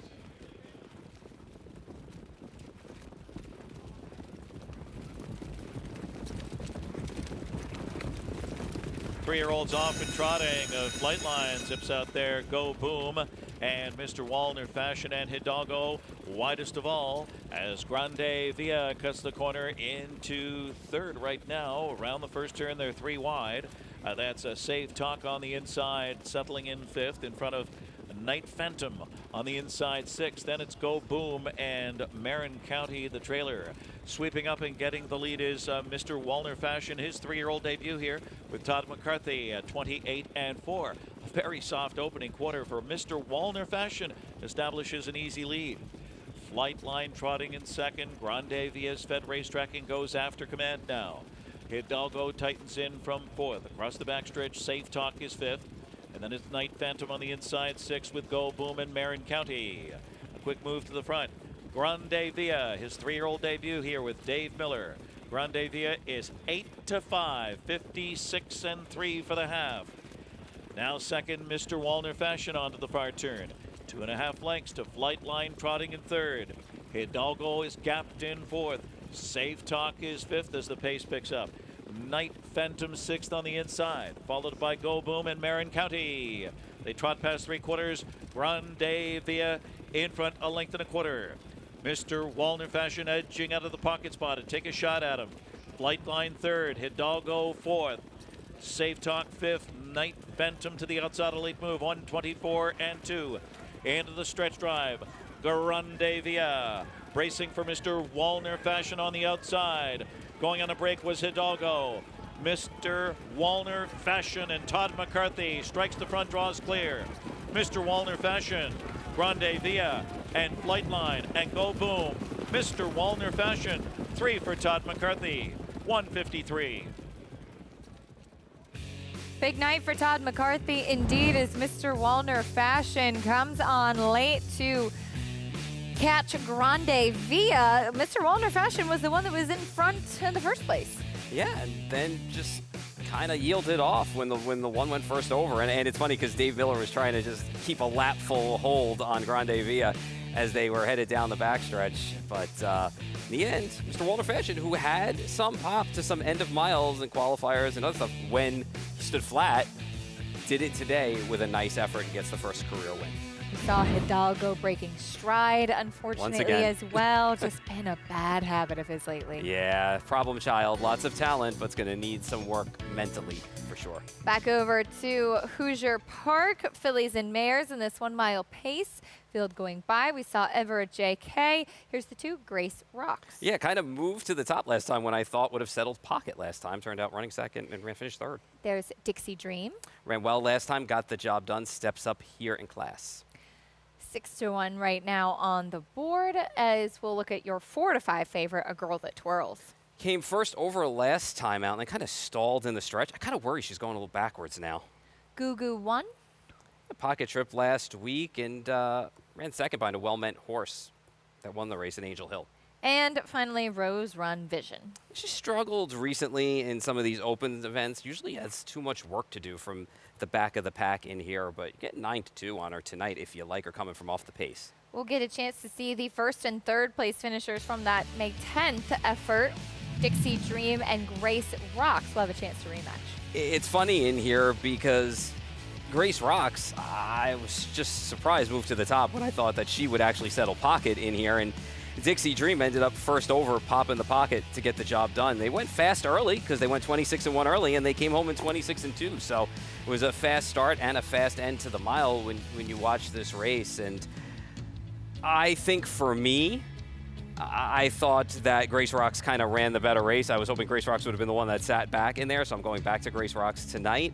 But Dixie Dream got that patient handling from John DeLong and just got the job done with that first over move in there. But like I said, ran fast early, fast late. It was a good race with a good time to come out of. Going back, Grace Rocks is your pick in here? Yeah, I'm going to go with the 2 Grace Rocks in here. She's a nice price right now, especially given that the favorite is 4-5 as we check in with Gabe. Thanks a lot, guys. And Paul, I'm going to agree, but I think the 4 Girl That Twirls, I'm just not sure she's heading the right direction. This is a filly, mare, I should say, that's taking a lot of money here right now at odds-on favorite. Just don't think this race is that easy. I think it's a very competitive group. Just 6 mares in this spot. They've made over $2.2 million. So it's a short field, but you got a lot of firepower in here. I went to the 3 guys. Dixie Dream, trainer Ron Burke, a name we mentioned already tonight. He's got a couple of horses in here, the 3 and 5. One thing that is a little different in the standardbred game as opposed to thoroughbreds, when you enter a horse, you list a driver when you enter, time of entry. Now, when the race comes out, sometimes drivers are listed on multiple horses. So the driver has 24 hours after they draw that race to make his selection. That's the case here. John DeLong, again, who does a great job at the bike here in Indiana, he was listed on numbers 3 and 5, both the Ron Burke tradees. I didn't see much separating them on paper, but I will say those guys that sit behind them, they usually have a very good opinion. And John opted to drive the 3 Dixie Dream in this spot. Comes off a winning effort. She started to take a little bit more action, but with that DeLong choice, it's Dixie Dream for me in a competitive 8th race. Some really interesting points there, Gabe. Thank you about a driver preference, which certainly is something to pay attention to. For sure, and most of these venues, pretty much all of them now, do this, and you'll see it in the changes, actually, who chose what over who. Back over at the Meadowlands in the Garden State, 3-year-old Colton Gelding's 1 mile trot. There goes Mr. Wallner Fashion into the winner's circle, able to settle back a little bit, but it came with that big, strong late rally.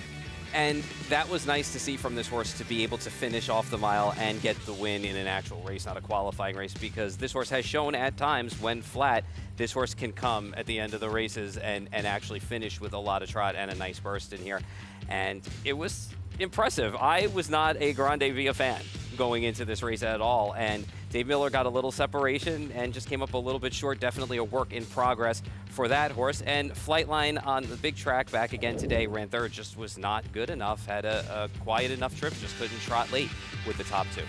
Disappointing effort from Flightline. Grande Via checking in 2nd, but Mr. Wallner Fashion with the win, $10.20 victory there in race 8. Back over to Hoosier Park as favoritism has now shifted back over to Dixie Dream. John DeLong having preference for this one. Thought, Gabe, you brought up some really interesting points with driver preference, but wanted to quickly get some of your thoughts as we talked a bit earlier, seeing some of these Indiana Sire Stakes, and we saw Paul mention what a strong program it's been, and days like this are a really great opportunity for the local breeding programs and for the stallions to really be highlighted. You know, it really is. The Midwest in the standardbred game is just thriving, whether it be Indiana, Kentucky, and Ohio. We've seen many great stallions in the sport start to really head this way, and Indiana here's no exception. It's been fantastic racing, and again, you can really buy these horses for not overly expensive. Like we saw Starlet Frankenstein with just a $12,000 yearling earlier. You know, he's made $200,000, and he's just getting rolling at 3. He's going to have hundreds of thousands of dollars on the table here this year. So it's just a great program, and it's really a fun time of year, guys, because we're in mid-May now, so we're really starting to get into the grind of that stake season. And we'll have stakes here on a weekly basis in the state of Indiana. It's just great to see the program. Horses have chances to go for a lot of money, and this is really the time of year that all of these trainers in the sport, this is what pays off for those long winter mornings when it was 10 degrees outside and you really were out there training, and through all those months, you know, it's time to step on the stage now and with the big money on the line. It's just a great time of year. The stake schedule, plenty here in the state of Indiana. It'll roll on, in fact, through the end of November. Yeah, Gabe, thank you. I loved what he said. I mean, it really is true being a horseman or horsewoman.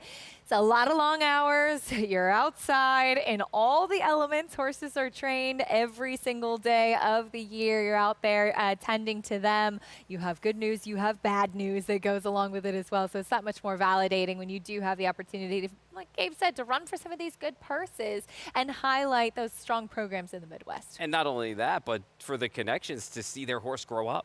You know, to see their horse grow up and make those strides, you know, race to race, morning to morning, week to week, month to month. And it makes it also easier. And I said it earlier in the show, it makes it easier for a fan.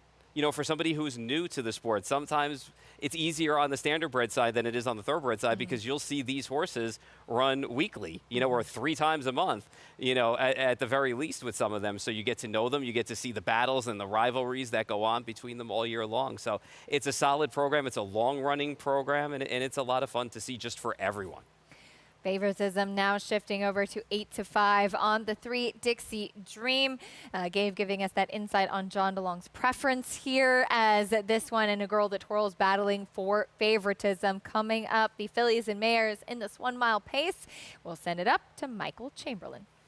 The late pick 5 on the last 5 races on the program. 8-5 co-favorites are Dixie Dream and A Girl That Twirls. Field now in the stretch.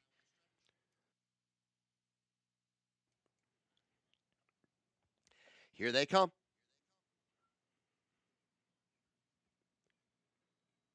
They are off. Very even beginning. Goo Goo 1 on the outside is moving up to take the lead now. A Girl That Twirls, Dixie Dream right behind her. And then 4th is Grace Rocks. Everett J.K. to the inside. Rose Run Vision to the outside as the field goes on to the first turn. And it is Goo Goo 1 in front by just over a length as they come past the quarter mile in 25-4, moving right along to the back stretch. Goo Goo 1 setting a fast pace. A Girl That Twirls is next in second. And then after that, it's Dixie Dream third. Grace Rocks is 4th, followed by Everett J.K. and Rose Run Vision is last of the half dozen as they approach the half-mile pole. It is Goo Goo 1 and Marvin Luna in front, approaching that half-mile mark. A Girl That Twirls is second, followed by Dixie Dream. Then Grace Rocks about 5 lengths off the lead. 5th is Everett J.K. Rose Run Vision is 6th, half-mile up in 55 seconds. They're moving to the second turn, and Goo Goo 1 is still there, a length and a half. A Girl That Twirls racing second. Dixie Dream third, Grace Rocks, and then Everett J.K. and Rose Run Vision. This has been the order pretty much all the way around, and Goo Goo 1 trying to take them all the way. 3/4 of a mile up in 1:23, 28 seconds for the third quarter. Goo Goo 1 with the lead. Dixie Dream now moving up on the outside. A Girl That Twirls trying to stay on too. Grace Rocks is 4th. As they come to the final 1/8 of a mile, Goo Goo 1, A Girl That Twirls angles out. Here comes A Girl That Twirls, trying to get to Goo Goo 1 in deep stretch. Goo Goo 1, A Girl That Twirls, Goo Goo 1 and A Girl That Twirls. It is Goo Goo 1 who won. A Girl That Twirls was second, a photo for third. Grace Rocks and Dixie Dream, 149-4. Goo Goo 1 pulling a bit of the upset here, just holding on late for trainer Ron Burke. Lifetime mark, new one for Ron Burke. And I guess at the end of the day, John DeLong made the wrong choice. Did not end up on the 5 in here. Marvin Luna took no prisoners, just went to the top in this spot, and they basically ran single file around the track until we got to the last 16th of a mile in the stretch. So good effort, lifetime effort, new mark 149-4 for Goo Goo 1. I think it was a price in there too. I believe so. I don't know what she ended up going off at, but holding off A Girl That Twirls, who was a short price late for race 8 at Harris Hoosier Park. Bring you prices and more when we come back. A lot still to come, including as we get closer to that Arthur J. Cutler Memorial. Purple Haze Standardbred Adoption Program in Oxford, New York was created in 2018 by Wanda Palacini to provide training to transition for finding homes and new careers for horses. Horses are started with groundwork and then ridden in an arena before moving on. Horses at Purple Haze are then evaluated and adopted out based on abilities and temperament. If you have a horse that you care about, or if you are looking for a great pleasure horse, contact Purple Haze Standardbred Adoption Program at 518-669-2715.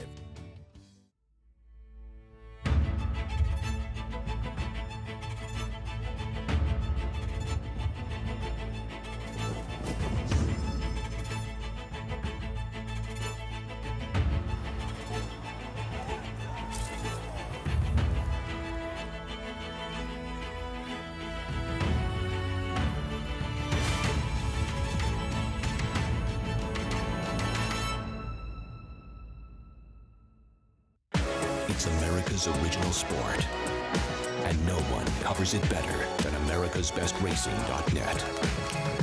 From the sport to the lifestyle, the best races, horses, and destination venues, cocktails, gambling, fashion, and more. America'sBestRacing.net is a sport for you.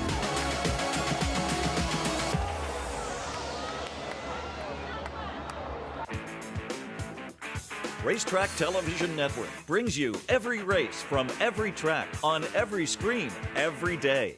Monthly packages starting as low as $5 per month. RTN gives you great value and access to more HD streaming and race replays than anyone. Visit rtn.tv today to sign up and watch on almost any device, including Roku and Amazon Fire.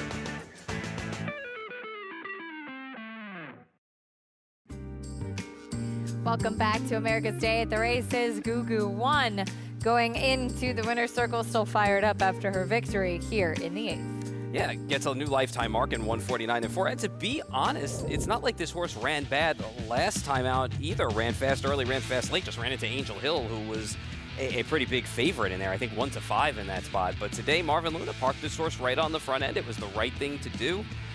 And at the end of the day, a Girl That Twirls did run a little bit better, since the form we kind of thought Gabe and I was headed in the wrong direction. Ends up being second in there. And Dixie Dream basically ran in position. They ran 1, 2, 3, 4 around the track. So I don't know how much I'm going to take away from this race, other than the winner was good again. Gugu won, holding off a Girl That Twirls late. $8 winner, not too much of an upset. She went off at 3-1. Gugu won with the victory. Back over to the Meadowlands as we have our next race coming up. It is race 9, the Garden State 3-year-old Colton Geldings 1 mile trot. Taking a look at the field, it is Travolta Hanover, currently the 7-5 favorite, meeting the field there, starting off with the 1 net weight. See if we can get the 3-year-old season together for the newest member of the 3,000 win club, Noel Daly. 20-1 on the rail. Here's Te Quiero Lindy. Steady fade last week after sitting the good old pocket trip. Plenty of success here versus less, though. But the good news is back with 3-year-olds tonight. 13-1 right now. Next will be a horse that usually was forwardly placed up until recently. There's Cameraman. Yeah, I just wonder at the end of the day if this horse is better suited to the smaller tracks. Good point. There's your favorite, Travolta Hanover. Nothing wrong with dead heating in your first race. Career ran well, too. Should have some more upside potential with this horse. Yeah, lightly raced in here. There's Go Ahead, Make My Day. Did we make your day today so far? Absolutely. Okay, just making sure. There is the number 6, Yannick G. Kemp. Yeah, positive sign that he found early speed last time, which I liked seeing from that horse. Mount Castle, big price. 0-for-5 heading into this one. Hasn't really factored recently. See if Sky Legacy can turn things around. Yeah, 0-for-7, but you get Dexter Dunn in the bike, so that's never a bad thing. Never a bad thing. Oh, excuse me, that is not Dexter. I'm Nope, sorry. Andrew With the colors, McCarthy Andrew on this one. McCarthy. That's Yep. right. You are right. And Yannick Gingras will be in the bike for the 9, Tactical Dynasty. Yeah, you could kind of draw a line through the last race because broke in the Dexter Cup, so it does get stuck out here outside, but it's Burke and it's Yannick as well. So he was third here last year in a $240,000 stake and second choice in the William Wellwood, so his horse definitely does have a talent. Well, here's where Dexter Dunn lands on with the 4 Travolta Hanover. Lightly raced, as mentioned, dead heat last time out in a game effort here at the Meadowlands. Sat a good 4th, got the cover that you want, sitting second over, and surged late, which again you like to see with a first-time starter in the environment, you know, for parimutuel purposes anyway, first-time starter. So time was quick too, you know, and you got to see that progression that we like to see from the first qualifier to the second qualifier to the race. Plenty of upside here for Nancy Tactor, who has an embarrassment of riches this year. 3-year-olds, both the Colts and on the Philly side as well. And just a lot of upside for this horse tonight. And I'm expecting another same trip this horse kind of got last week and be even tighter off of that effort. Is that where you're Yeah. picking? Yep, Travolta I'm on the Hanover. 4, Travolta Hanover. Lightly raced. Yeah, as we bring Jess in, Travolta Hanover, certainly a very, very intriguing prospect in this field. Looks like he has a lot of talent, Jess. Yes, he definitely does. And just a couple of starts in his young career as well. I don't think you could go either way when picking either Travolta Hanover or Go Ahead Make My Day, who are both probably on the way to the Hambletonian, as Go Ahead Make My Day debuted in his 3-year-old season last week. And it was a very game effort. As you can see, he's second over here with David Miller in that red hood, flipping 3 wide, coming off of that far turn to gun down some pretty nice older horses as well. Diplomacy, he won the week prior as well, and Finite in the middle. And this guy was game all the way through the wire. A 153-4 effort, getting the job done as the favorite. He may have looked a little tired last week. Blake McIntosh alluded to that and was quoted by saying that, but it was still a good effort. You know, they didn't want to really go to the bottom of the barrel per se in his debut in 2025, but he put up a good effort. They're excited to see how much he continues to excel throughout his 3-year-old season. He, as well as Travolta Hanover, I think both raced very well in their 2025 debuts, and I think even off of those efforts, they can continue to take steps forward. I did put Go Ahead Make My Day on the top of my ticket just because of the more experience he has. You know, he raced in the Mohawk Million, the New Jersey Classic final as well last season, and he's had some really good qualifiers in that effort coming into tonight's race. He's 4-5 on the board right now, 8-5 on the 4. Travolta Hanover, son of Muscle Hill for Nancy Tactor. Dexter Dunn, the pilot in here.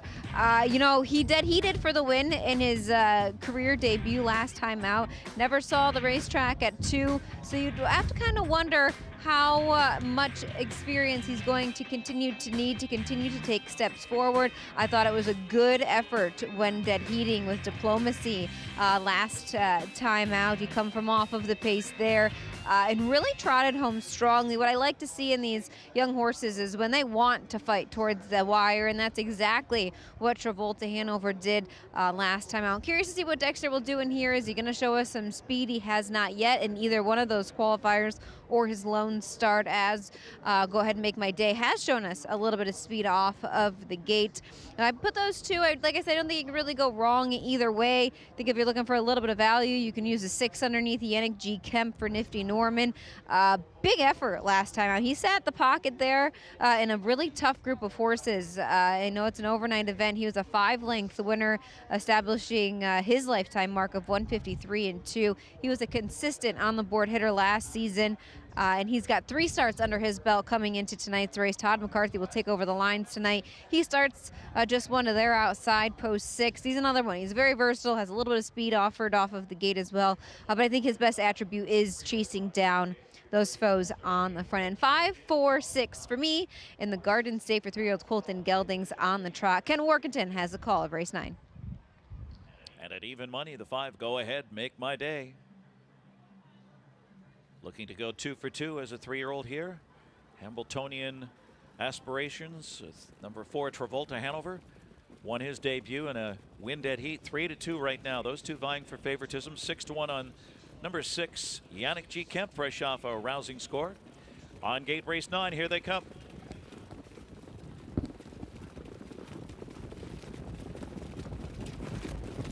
Three-year-olds are off and trotting. Go Ahead Make My Days up fast with cameraman. Take care of Lindy from the inside.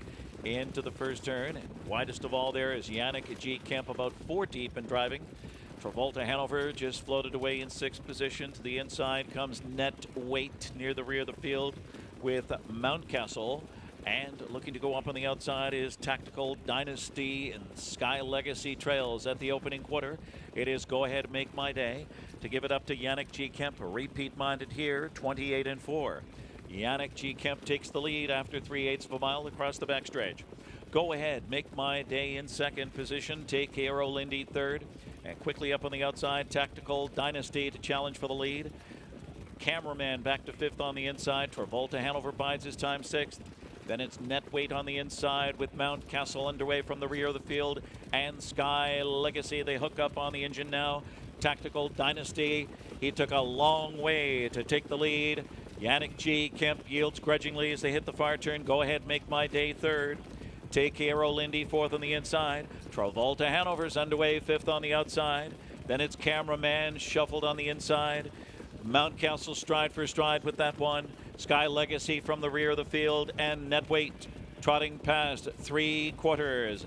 And it's still Tactical Dynasty, and they turn for home off 3/4 in 1:25. They're into the stretch drive, and now Yannick G. Kemp back to the top. Yannick G. Kemp, but Go Ahead Make My Day has a full head of steam and takes that. Go Ahead Make My Day broke. Go Ahead Make My Day off stride. Yannick G. Kemp inherits a 3-length lead. It's Yannick G. Kemp to win again. Yannick G. Kemp, Todd McCarthy with the grand slam. Then Travolta Hanover, followed by Take Care Lindy and maybe Tactical Dynasty. 1:53-3. G. Kemp gets the win, dominant there, but might have been assisted by Go Ahead Make My Day breaking stride right at the moment. It looked like he was making a menacing move. Yeah, I don't know if he was going to get to the winner. I think it bothered I don't know if the 4 was even going to get there either. I know Dexter kind of had to shift it a little bit with Travolta Hanover.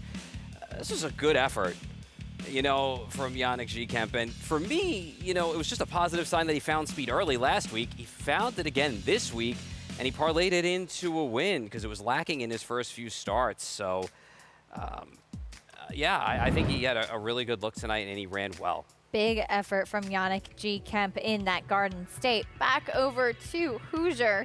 We have the 9th coming up, another Indiana Sire Stakes. This one, the 3-year-old colt St. Gelding's 1-mile pace. There's Deal the Odds. Very handy type. He had a sharp last qualifier as well. He should be in play here from the inside. We'll see how far back he is early because his last 2 starts have been kind of far back.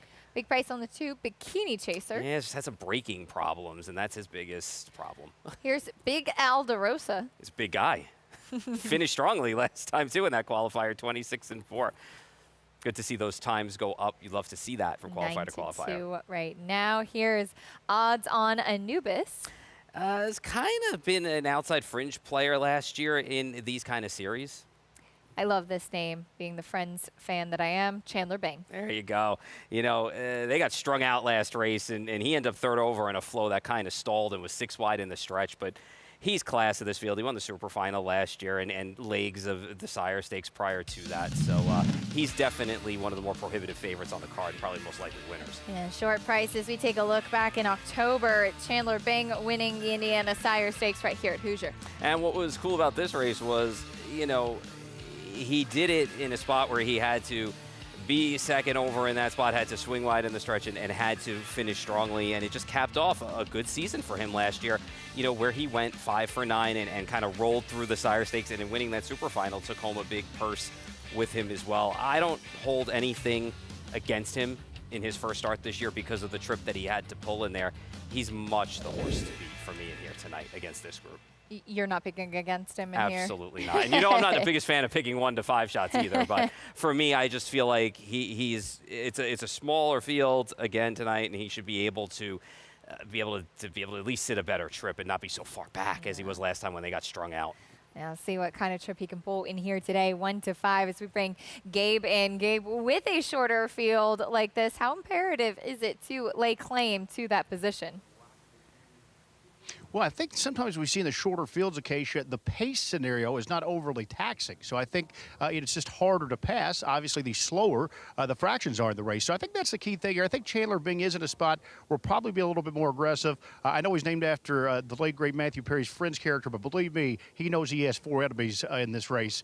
And this guy was 1 to 5 on the board here earlier and really made up a ton of ground through the stretch last time out. As Paul mentioned, this is the second longest stretch in the sport of harness racing here at Hoosier Park. It's 1,255 feet. So this guy was 7th and just far out of it, but he was absolutely airborne in the final yards. So I thought it was really a good closing kick, just what you'd like to see. When he was put away last October, he had ripped off 4 consecutive wins, including that $250,000 Indiana Super Final here in this, the Midwest. So that he was razor sharp. I thought that was a very good acclimating start last out. And one of the reasons I give him the edge in here, guys, is because he does have a start under his belt. The other horses that are his main contenders, they're returning off long layoffs. I mentioned the 1, 3, and 4, none of which have raced since October. They've just had a couple of qualifiers. If you're familiar with the thoroughbred sport, that's sort of equitable to a workout. It's just in the morning, they go behind the gate, regular race, but it really is not able to get them as tightened up as a race would. So I think with that race under his belt, he's the champ trying to defend his throne here, starting on this Indiana Sire Stakes prep tonight, Chandler Bing. So I think he's a horse to beat. If you want to root for a good story, guys, I've got one for you. The 3, Big Al DeRosa. Reached out to his co-owner, Frank Baldaccinos from New Jersey. I said, what's the namesake there? It was a buddy of his that unfortunately we lost 5 years ago, Al DeRosa. He said everybody loved Big Al. He said for 20 years, he would travel with him here to Hoosier Park to watch all of his horses on the big nights. So he decided to do him an honor, name a horse after him. So Big Al DeRosa, that's the 3 in here. He's 3 for 8 to begin his career. So the namesake doing quite well so far, but he's going to have to step things up tonight against a good one in Chandler Bing. A great story indeed, Gabe. Thank you for that. Good luck, Big Al. With Big Al DeRosa coming up. You never know sometimes what you're going to get when you name horses after people, and it's always really special when it works out and they have some talent. Yeah, 100%. And that's what it's all about, hanging out with your friends or your family at the track. It's some of the best stories ever. Back at the Meadowlands in the Garden State, we saw Yannick G. Kemp dominant effort here to get the win. Yeah, this was a good effort, and now it's back-to-back efforts for this horse. And I think the biggest turnaround, Acacia, is just in the last 2 starts, we've seen them use this horse's speed, and it's just parlayed into better efforts. And the horse is probably feeling good and feeling tighter now, and it's gotten back-to-back wins. So we'll see where this horse goes from here out of this spot as we roll along. But time was good and finished off the mile pretty good as well. You know, Go Ahead, Make My Day ends up breaking in the stretch. We'll see what happens next time for that horse. And Travolta Hanover, I thought ran well just for the second start of this horse's career. Still lightly raced, checking in second as still waiting on those prices and for it to go official in that 9th race in the Garden State for the 3-year-old colts and geldings. We will keep you updated with the prices when we have them. Back over to Hoosier as we have the Indiana Sire Stakes coming up next, 1 to 5 on Chandler Bing right now. As Gabe mentioned, he is very much the horse to beat. How much stock do you put into what Gabe brought up with the recency and the qualifiers versus an actual race and effort, and how much of an impact that can make? I actually think it means quite a bit, because with qualifying races, it's kind of twofold, right? They're coming off of longer layoffs, so you kind of want to get them fit, because you can jog them all you want at the farm or just let them lope around, but they need to kind of get back into race shape. So you're also kind of taking a look at their physical aspect, you're taking a look at their mental game, but you're also watching the clock as well. And this happens a lot with 2-year-olds. There are certain standards that track set for 2-year-old trotters, times they have to make in order for them to be able to race, and they have to hit the clock. So you're kind of, you know, keeping an eye on the horse's time, how they're moving, what they're doing physically, mentally. So you're putting it all together. So there's no real racing there. You're kind of racing against yourself. You want to see how everything progresses and how you can get to a race. So in a spot like this, now Chandler Bing's a very established horse and has a resume behind him, but he does have a race where he ran second last time, so he's got race fit and some race experience in him, and he had to overcome a little bit to run second in that spot, having the trip that he pulled. Having said that, you look around this field, There are no major killers in this spot. Deal the Odds would probably be the logical second choice in here, and he is at 3-1. And he's 3 for 9 lifetime, and he's gotten through some eligible legs of this sire stakes last year. So with the recency and the resume, settle on the 5. Unfortunately, you have to take 2 to 5. But I do believe in some ways, especially for the stakes horses and the very young horses, qualifying is important. As you see those prices over there for the Meadowlands now official, Yannick G. Kemp returns at $13.60. Some good insight from Paul as to what those qualifiers do in preparation for a race coming up. Chandler Bing, though, second start off the layoff. He is your favorite coming up in the Indiana Sire Stakes for the 3-year-old Colts and Geldings Pacers. We'll send it up to Michael Chamberlain for the call. Here they come. They are off. Good beginning for Big Alderosa in the center. Deal the Odds at the inside. Then Bikini Chaser, Chandler Bing moving quickly now. Odds on Anubis is 5th and last as the field moves on to the turn. Big Alderosa, Chandler Bing moving right on by to the outside. Chandler Bing now the leader. Big Alderosa back to second. Then third is Deal the Odds. It's a 2-length break back to 4th, and Bikini Chaser, Odds on Anubis is last. The opening quarter, 27-4. They're on the back stretch, and Chandler Bing is the leader. Chandler Bing has it 1.5 lengths from Big Alderosa. Racing next in third, Deal the Odds. After that, Bikini Chaser, and the trailer remains Odds on Anubis as they now approach the half-mile mark. Jay Cross has Chandler Bing up top as they pass the half-mile pole in 55-3. Big Alderosa is second. 2 further lengths to Deal the Odds, then Bikini Chaser and Odds on Anubis. The 5 soon moving on to the second turn with Chandler Bing, the 1-2 favorite, showing the way. Big Alderosa, then Deal the Odds.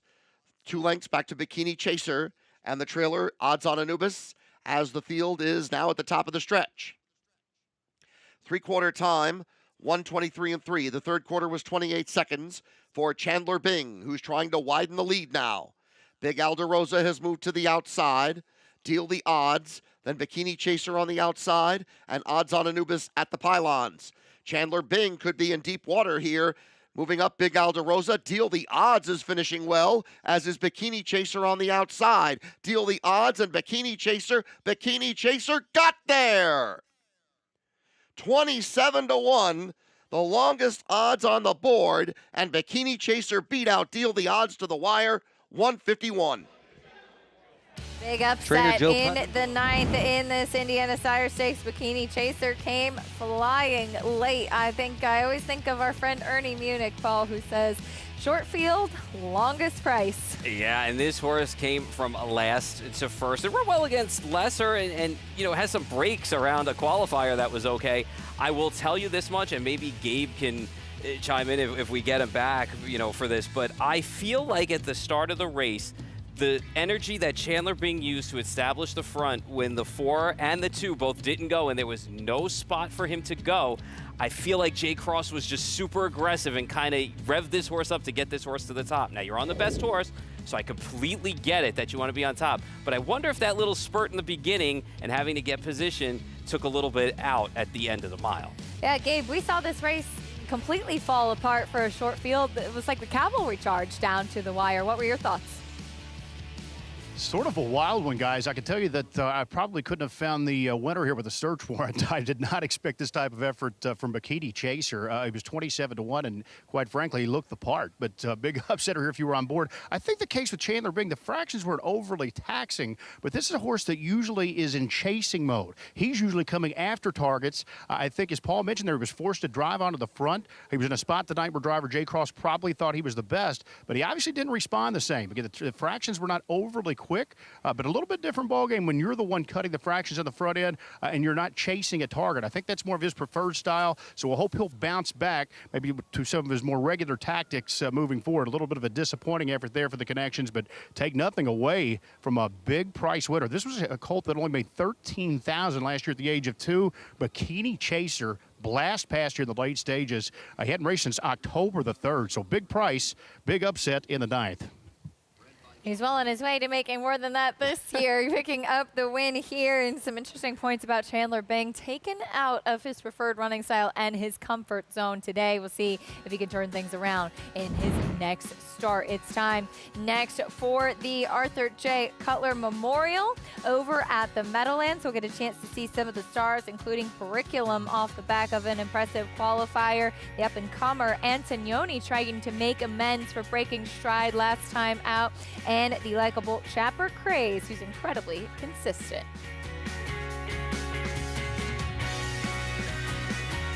Alaraj Farms, more than 3 decades of trendsetting and modern trotting. The birthplace of millionaires Fern, Muscles Marinara, Whiskey Tax, and Dewey Color in the Line. Alaraj Farms is home to broodmares such as Ice Attraction, Lucky Ava, Non-Stick, and 7 Times a Lady. Check out their lineup of 21 yearlings by sires such as Muscle Hill, Walner, Chimpanzee, Chapter 7, and the first crop of Captain Corey's selling this fall in Lexington. Find them online at alarajfarm.com or on Facebook.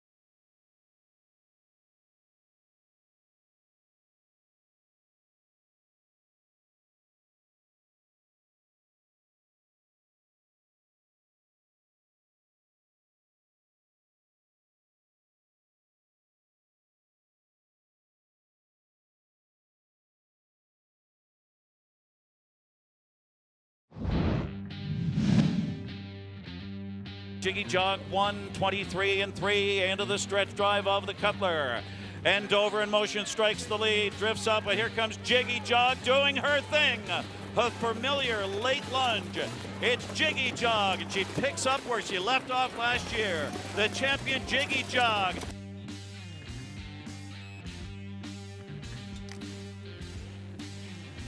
Jiggy Jog getting the job done in the Cutler in 2024. What she meant to the sport was so special. You think about the resume that she brought to the table and the races that she won. And Philly's had great success in the Cutler over the years. But Dexter Dunn, all the connections of Jiggy Jog. You know, it was funny watching her run last year in that race because when you think about it, she just actually like exuded her presence. Even if she was running against the boys, it was like, I'm here, you know?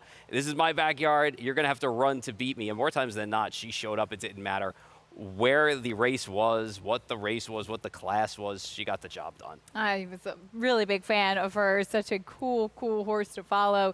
Of course, winning the 2024 Arthur J. Cutler. Now, there's no Jiggy Jog in this year's edition, no kind of superstar, but it does make it interesting to see who will take a step forward, and it's something we kind of touched on at the beginning of the show with a rather wide open division with some of the leaders of the division retiring. Who will improve and make their mark starting with tonight. We'll meet the field, though, as Scottish went by. There is the 2, Lexus Cody. Alexis Cody, there was a lot of action in that last race, made a nice move, ran third. Not the worst long shot you could pick tonight. Ari Ferrari J.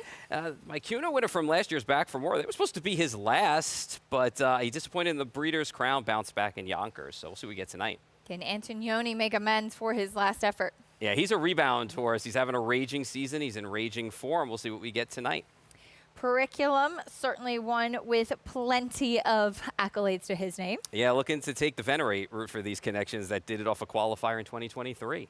Big price on the 6, Hasty Bid. Yeah, you know, it's got 3 qualifiers for tonight, so it's just a shade below this group, I think, as far as a whole, but maybe figure underneath. Another big price, there's Benjamin Hanover. He's done well this year against lesser horses. Level might be a little bit too high from him, and he's got to be forward in a race with some speed. Here's Sir Pinocchio. Was flat last week in the stretch, took money too, so I don't know if he's in this league right now. Another one for Ron Burke there. Well, Chapper Craze, we saw, or maybe missed him in the post parade, but there is Well, he was only 1 for 13 last year. He had a lot of seconds and thirds against good horses for sure. and Get a Wish DK. He's been away for quite a while. He broke in that Yonkers trot. That's where he was making his U.S. debut. They put him on the shelf after that. Qualifier was good. We'll see what we get out of him this time. I want to see it one time before I back him, but maybe they're thinking that you've got some horses with questions to answer here, and he figures in a group that's looking for a leader. You can bet any track, anywhere, anytime with Naira Bets. Sign up today and get up to a $200 deposit match bonus using promo code MATCH200. Enjoy betting on over 300 tracks around the world, and you can start winning today. Join now at NairaBets.com. Getting ready for the feature event over at the Meadowlands, the Arthur J. Cutler Memorial. Taking a look at Antoni. This is a horse that we go back to April, won pretty impressively in this John Brennan trotting final before breaking stride last time out. Yeah, he made easy work of every leg of this series that he was in. And he's having a raging year. He's in good form. He's 8 for 10. He came here, and I know that he ran from the back of the pack previously, but I feel like he was posted bad last time. He had a lot of things thrown at him. There were a lot of horses that kind of left in that spot, and there was some early action, and he found himself all the way at the back. He just got rough, and he broke for the first time. He's posted better tonight. He's going to be on the go from the start. I don't think he's going to be as far back as he was last time. So I think at 7-5, he's realistically should be the favorite in here. It's a short price I'm probably not willing to take on a horse that I want to see him get back to his form on a mile track now off the break last week. But if you like him, you know, you're going to take that price. It's going to be a short price for sure. Well, it's a big field, it's a competitive field, and it's a pretty wide open field, as we discussed as well. So curious, where did you land? Right outside of him. I went to the 5 Preakness for Marcus Melander, and when you look at him, he needed literally one more inch. We were there at the Meadowlands for the Breeders' Crown, and he would have won that open trot had he had like another inch of the stretch. So he got jammed inside and wired in the FanDuel Championship after that to end the year. You know, he's a horse that's danced every dance, too. He's another one that's shown up at all the big races and the top names last year, and he made a good count for himself. He won the Maple Leaf Trot last year as well. And his qualifier was good enough for me. They're going to try and win this off a qualifier. They did it once before with Venerate in 2023. I'm going to give him a look in here tonight. I think he'll get a better trip from where he's posted tonight. The 4's got some questions to answer. The 11's coming off that long layoff, got a lot of questions to answer as well. So I'm going to take a horse from Connections that I know can get the job done in this spot and have done it before, and that's with Preakness. 5-2 right now on the board. Just though, favorites zooming in onto Antoni, and as we touched on earlier, I am very curious to see who will step forward in this division, and I think we'll learn a bit more about these horses after the Cutler tonight. Oh, I definitely agree with you 100% on that, Acacia. Like you guys had mentioned, without no Jiggy Jog and a few of the other older trotters retiring, kind of leaves this division a little wide open. And I still think there might be a few coming out of the woodworks. You know, we see those 4-year-olds pop up throughout those graduate series, then take on the older horses. So we still have those to see throughout this year. But I agree with you. I think that this is a very interesting group of horses. We have a couple of horses coming into this race off of qualifiers like Paul had mentioned, Preakness. That's for the Marcus Melander outfit. Scott Zeron will be aboard this guy. He was just regular pilot last season. You're getting 5-2 on him right now. And Paul alliterated to this earlier too. Marcus Melander got the job done in 2023 with Venerate with the same approach. So he's got his horses ready to go first start off of the bench. That was with the 7-time driving winner of this race, Brian Sears. Who else would you rather have in a big money race than the money man, Scott Zeron? Do want to mention as well that in 2022, it was a stakes record of 149-1 set by Ekery D, who was an Aki Svanstead trained horse as well. But I did opt to put Antoni on the top of my ticket. Did talk with Yannick, heard an interview with him earlier on. It still seems ultra positive about his guy tonight. He's racing barefoot, as are 3 others in this race too. And he did it in Europe, so it's nothing new to him over the surface here tonight. He did touch his knee last week. That's why he ended up going off stride. So he wasn't sure why, but now with the shoes off, he's going to maybe steer away a little bit from that knee as well. So I'm going to put Antoni on top. He can be a bit of a hot horse. We see all those ones over at Yonkers. We kind of just went to the front and it was over from there. He has come from off of the pace a couple of times here at the big end, but not too far out of it. I think that was a goal to do it last week, maybe kind of settle him in off of the gate and make him, chase down those horses on the front end. Gets a good post to work with here tonight, so I would foresee Yannick being quite aggressive with him and confident off of the gate. 7-5 on him. I like Preakness underneath. Like Paul had mentioned, he just needed a literal nose more of the racetrack in that Breeders' Crown final. He loves to chase down that pace. We did see him get beat when he tried to do it on the front end in a prep race for a championship race at the end of the year last season. So I prefer him when he can come from off of the pace. He's offering some nice value at 5-2. I think a couple of sneaky horses can come to the inside. 28-1 right now on Lexus Cody. He's a track record holder here at the Big M. He had lots of sneaky trot late at the mile last time out. He had an outside post, park past the quarter, had a seat, park past the 3/4, and come charging home nicely behind Itos, Kronos, and SIP. He can go off stride, but I think Andy McCarthy is a good fit for him. Quiet driver in the bike. He has qualified him before.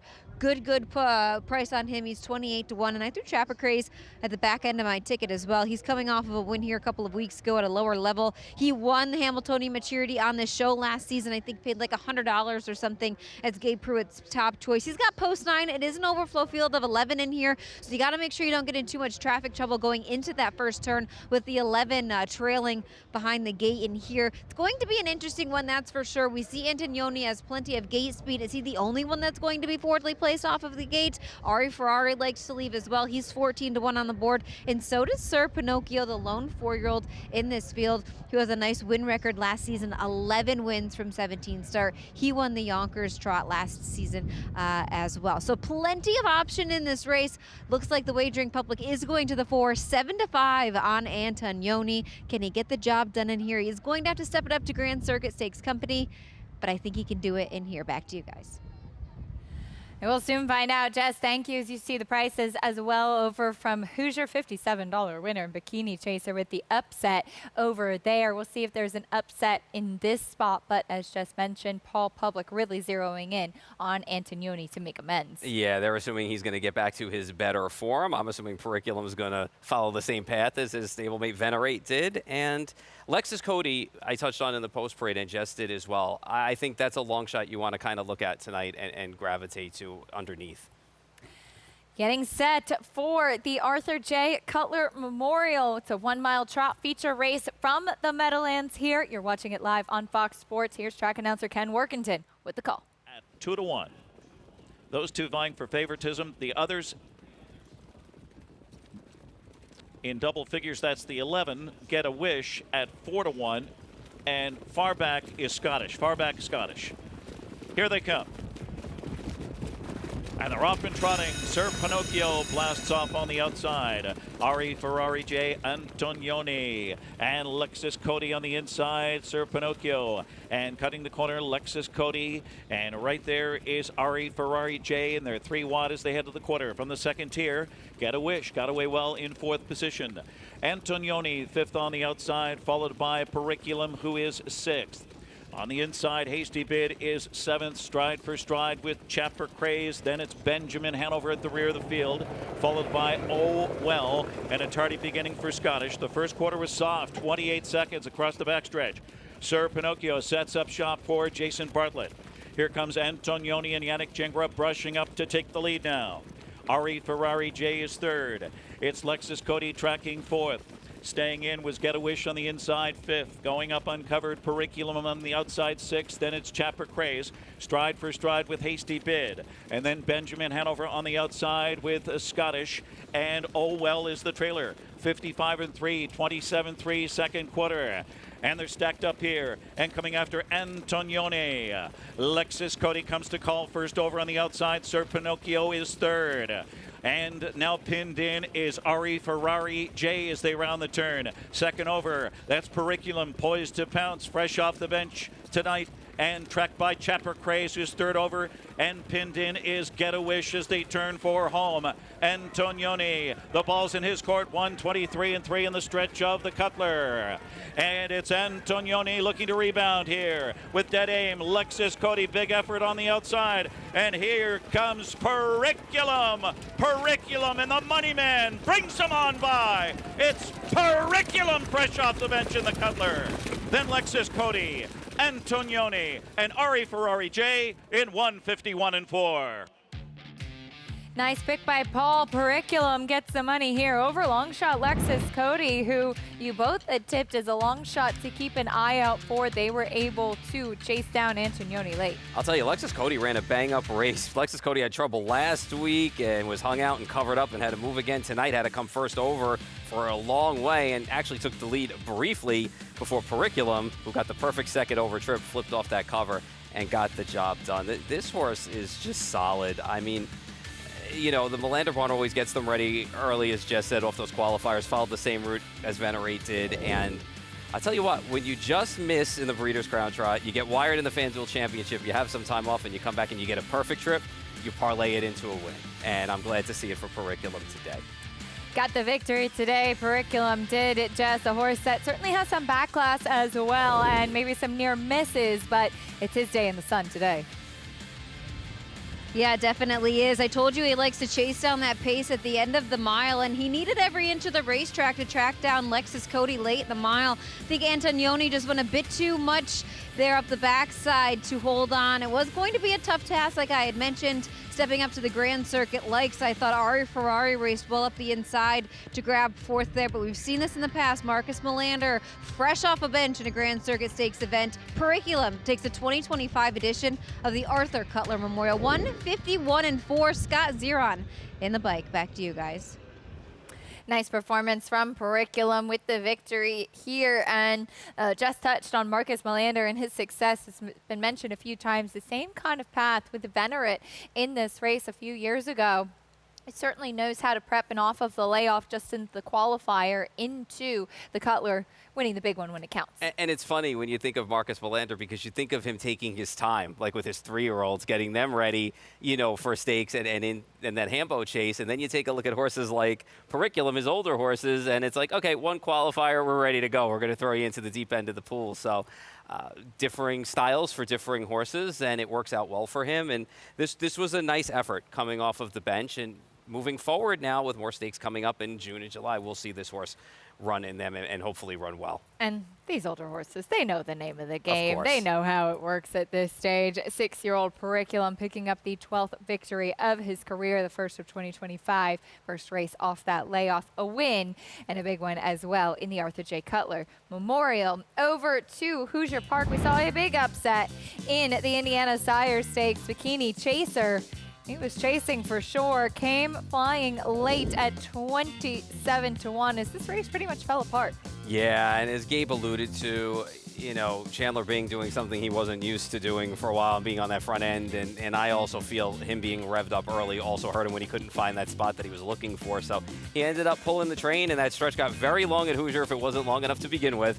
And he kind of fell apart late. One race does not make a season for him. He'll be fine.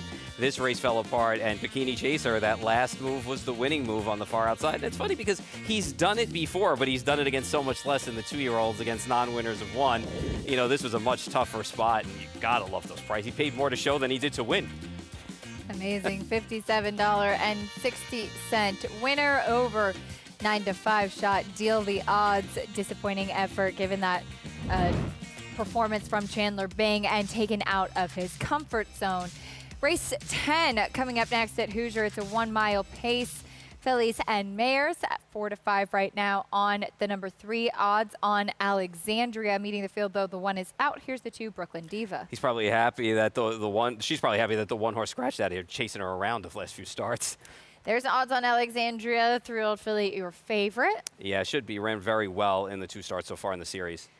Here's Be True to Me, trying to turn things around. Yeah, it's going to come from off the pace in this spot, I would assume. Blessed Beginning is next. Yeah, it's been a long shot in the last few, chasing around and behind Brooklyn Diva as well. Big price on the 6, Limestone Gal. Struggled, leaves herself a little bit too much to do last time. She's better when she's forward. We'll see where she lands early here. Here's Princess in Pink, big price as well. That's you and Jessica tonight.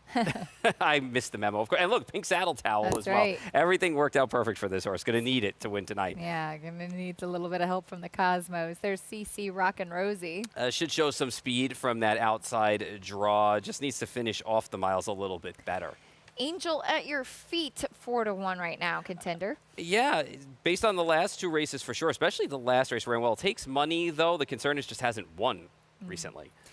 See if she can turn things around. And I like this name, Love You Cookie. Yeah, I could go for a cookie. I'm kind of hungry, actually. I'm not going to lie. Struggled, now draws the 10-hole, and that's the second tier here. So keep that in mind. We'll line up behind the horses to start. See what kind of trip she can work out here. 3-5, though, on odds on Alexandria as we check in with Gabe. Thanks a lot, guys. Big scratch here, as you guys alluded to. Tarshish, who was 3 for 3 this year. Word is she spiked the fever tonight. So Trader Walter Haynes Jr. Just wanted to do right by the horse there in that case. And odds on Alexandria should be the favorite in this spot. That's the 3, but she's got a little of the Chandler Bing syndrome here, I think. She's in a spot that she likes to track horses. She likes to chase. She likes to have a target. The only loss she suffered this season of late is when she was on the lead. So I think that she's a little bit more of a trip-type filly. I think that tells me we might be able to beat her in this spot. I think if she ends up on the lead here, it's just maybe not her favorite place to be. So it's really going to determine how this trip works out in the big field. I decided to go outside here. Not an easy starting slot to the 9 Angel at Your Feet. Now, this filly, now 3 years old, she was just a $4,000 yearling purchase. Evidently, probably a little small. That would tell me she looked a little small on the track tonight. She did not race at 2. They let her grow up, and that decision has paid off. Now, back at the age of 3, she started off with 2 wins, a 2nd and a 3rd. She had some traffic trouble her last start. Post 9 never easy, but we'll see if she can find a way to work into the race here in the big field. $25,000 on the line for the Go On BB, and we'll send it up to Michael Chamberlain for the call. 7-2. Here they come. They are off. A good beginning for the favorite. Odds on Alexandria moving out for the lead. Also advancing Blessed Beginning from the outside. Angel at Your Feet trying to move up into contention. Brooklyn Diva down on the inside with Limestone Gal. And then Love You Cookie has moved up into mid-pack from the 2nd tier. After that, races Blessed Beginning with Be True to Me. And the early trailer here is CC Rockin' Rosie. As they move around the turn, the leader is Blessed Beginning, the length lead. 2nd is Odds on Alexandria. Then racing 3rd, Brooklyn Diva. Next in 4th is Love You Cookie. After Love You Cookie, now moving to the outside, Be True to Me, trying to move up from mid-pack. Then it's Limestone Gal and Angel at Your Feet, who was wide through the first turn. CC Rockin' Rosie and Princess in Pink the last 2. Half mile, 57-2, 30-1 for that 2nd quarter. Things did slow down there. Odds on Alexandria, the 2-5 favorite with the lead from Blessed Beginning. Be True to Me is now moving up on the outside 3rd at big odds, 34-1, and Be True to Me is right there, looming as a threat to the favorite. Odds on Alexandria on the lead. Limestone Gal is 2nd over, and then to the inside comes Brooklyn Diva. Next is Angel at Your Feet, then Love You Cookie. As the field moves into the stretch, 3/4, 126. Be True to Me is taking the lead. Odds on Alexandria tries to fight on. Blessed Beginning to the inside, and then Limestone Gal. Far outside is Angel at Your Feet. It is Be True to Me, Odds on Alexandria, and Blessed Beginning down at the inside.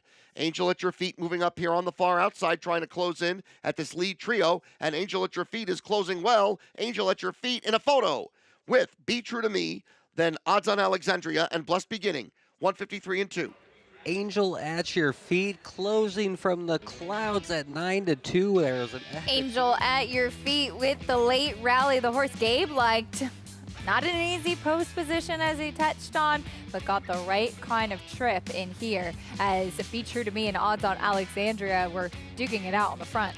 Yeah, and as Gabe alluded to, I think what hurt Odds on Alexandria, even though she got to pocket up, was Blessed Beginning was under whip tap even at the half with that slow half, and they just pulled with her and got to the top. And she may have made the top a little too soon in this spot. And the 4, Be True to Me, had a full head of steam coming first over in that spot and was out for a long time and took it to the favorite. And ultimately, the race ended up falling apart very, very late in the going. And it set things up for Angel at Your Feet to come swooping in late off the pace. Angel at Your Feet, nice call by Gabe with that late rally there. Back over to the Meadowlands, we just saw Preakness win the Arthur J. Cutler Memorial as we head over to Jess with the winning driver. Thanks, guys. Standing by with winning driver Scott Zeron. Preakness gets the job done. You were his regular pilot last year. Looks like he's got that same kick again this year. Yeah, he honestly loves chasing horses down late. He has a little bit of gate speed, but he has a bridle in which it goes from open all the way down to closed, and when you pull that, it's like hitting a NOS tank. They had plenty of speed. You know, you had Antoni. You guys, big question mark, I guess, tonight coming off of that break. Sir Pinocchio shows a lot of leaving. What were your thoughts going up the backside? Up the backside, I wasn't in a good position, really. I was hoping to just follow Yannick around, and he elected to go to the front, and then I was waiting on Aukie to come, and he didn't want to come. And then I got Lexus Cody, who's been in great form lately. I drove him last week to know that he's been good, and he was a great horse to follow. From last year to this year, anything different with the guy? Looks like a pleasure out on the racetrack. They've touted how great he's come back. You know, he's 6 years old now. He's seasoned. He's happy, and that's a great first start for him. Marcus Melander did this in 2023 with Venerate. One qualifier wins this race. One qualifier for this guy wins this race. He knows how to have them ready, doesn't he? He does, and I'm just happy to be aboard. Nice job. Thanks. Preakness gets the job done in the 2025 Arthur J. Cutler Memorial. Back to you guys. Well done, Scott Zeron with Preakness. And as he said, Marcus Melander certainly knows how to have them ready, taking this path before. And a big effort from this horse that certainly had plenty of backlash. Yeah, now stamps him moving up closer to the top of a division that's longing for a leader, I guess you could say at this point, even though we're very early into the season for sure. And you can't have a better driver. I know we talk about Dexter Dunn and we talk about Tim Cedric, but money, dollar for dollar, Scotty Zeron's the money man, and he gets the job done. The money man, as they call him, Preakness with the win in the Arthur J. Cutler Memorial. An exciting race for sure. We're not quite done yet. We've got a few more to go. Looking ahead as well to the 2025 Hambletonian early in the year, but talk a little bit about how the picture is shaping up for the 100th edition. Whether you maintain a food plot on the weekends, tend to a small herd of livestock, or work in professional landscaping, New Holland's family of Workmaster and Boomer compact tractors at Clinton Tractor can get the job done. Known for delivering outstanding value for their performance, these reliable, powerful, and easy to operate New Holland compact tractors will help you tackle your to-do list while being easy on your wallet. We are the leader in service, Clinton Tractor. ClintonTractor.net.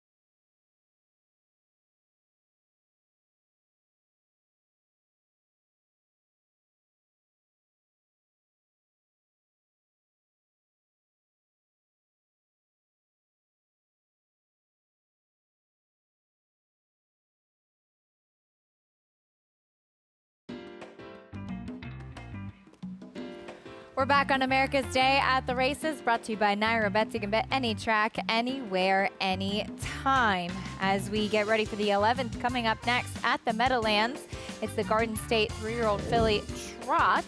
Up next, meeting the field, Paul, kicking it off with the one, Get It All. Yeah, just 1 for 7 lifetime. But to be fair, last time she ran into a horse called My BFF Annie's, a budding star. It's Carl's full sister, by the way, and we all know Carl from our previous shows. So this spot's got some toughies in it, but she might be able to run well in here. Marcus Melander looking for 2 in a row. Here is your favorite Yotilli.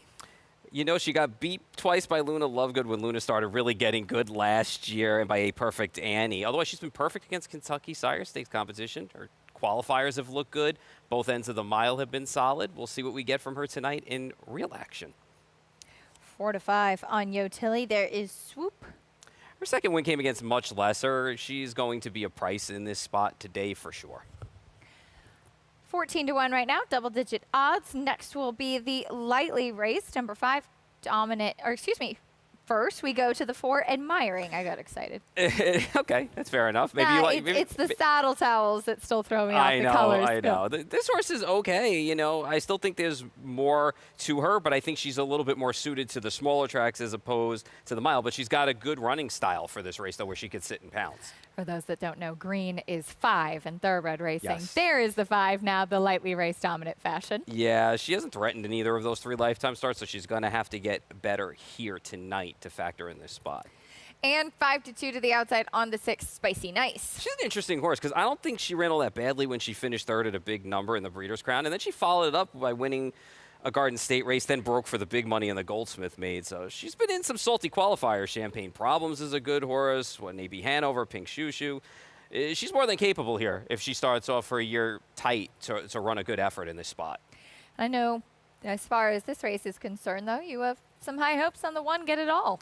Yeah, I'm going to give this horse a shot in here. I know it's only a 1 for 7 horse, and it was an upset win, too, in the Commonwealth when this horse won down at Lexington. But she went favored last time in that race, and when you look at that race, My BFF Annie's turning into something special for Nancy Tactor, being Carl's full sister, and winning solidly. Jess Sweet Cash was the stablemate of My BFF Annie and ran well in that spot.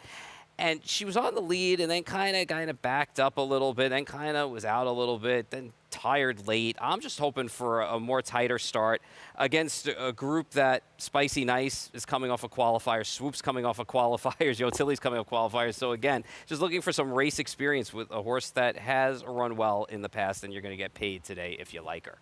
Looks like both Jess and Paul going against Yotilli, who's currently your heavy favorite now. As we'll see how this Garden State for the 3-year-old fillies plays out. Let's check in with Jess. Thanks, Acacia. Yeah, I'm going to go against that favorite in here. I like Spicy Nice. Post 6 for her here. She's 3 to 1 on the board right now from the Nancy Tactor barn, the daughter of a Tactical Landing. Love when Andy McCarthy sits behind this filly. You know, they did mention last season she was in the Breeders' Crown elimination. She was 3rd there behind Luna Lovegood. She was 5th in the final. Had post 9. Couldn't do a whole lot from there. When they added those trotting hobbles, she seems to just find her confidence and her groove. Like I mentioned, I love Andy McCarthy sitting behind her. She did find the winner's circle 3 times last season. She does draw towards to the outside of this 6-pack. Like I had mentioned, 3 to 1. I think that's very, very generous on a filly who faced the top of the top last season in her division. Yes, she made a break in that last.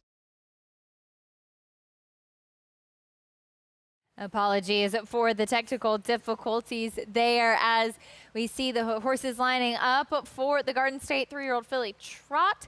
Here's Ken Workington with the call. Trotters for $40,000. Odds on at 1 to 2. The 2 Yotilli. At 3 to 1, the 6 Spicy Nice. Here they come.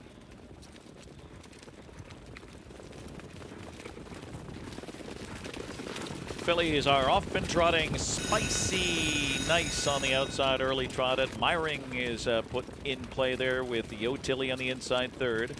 Get It All gets away in 4th position into the first turn. Then comes Swoop and Dominant Fashion 3 wide at the back of the pack. It is Spicy Nice and Andrew McCarthy dashing up to take over. Spicy Nice, Admiring trotting in 2nd. Yotilli is 3rd with Get It All 4th on the inside, and then comes Swoop and Dominant Fashion. First quarter, 28 seconds. Single file off that turn across the backstretch. Spicy Nice, 3-1 on the board, commands it. And now here comes Yo Tilly, 1-5. The big favorite sweeps up on the outside for Todd McCarthy and looks for the lead.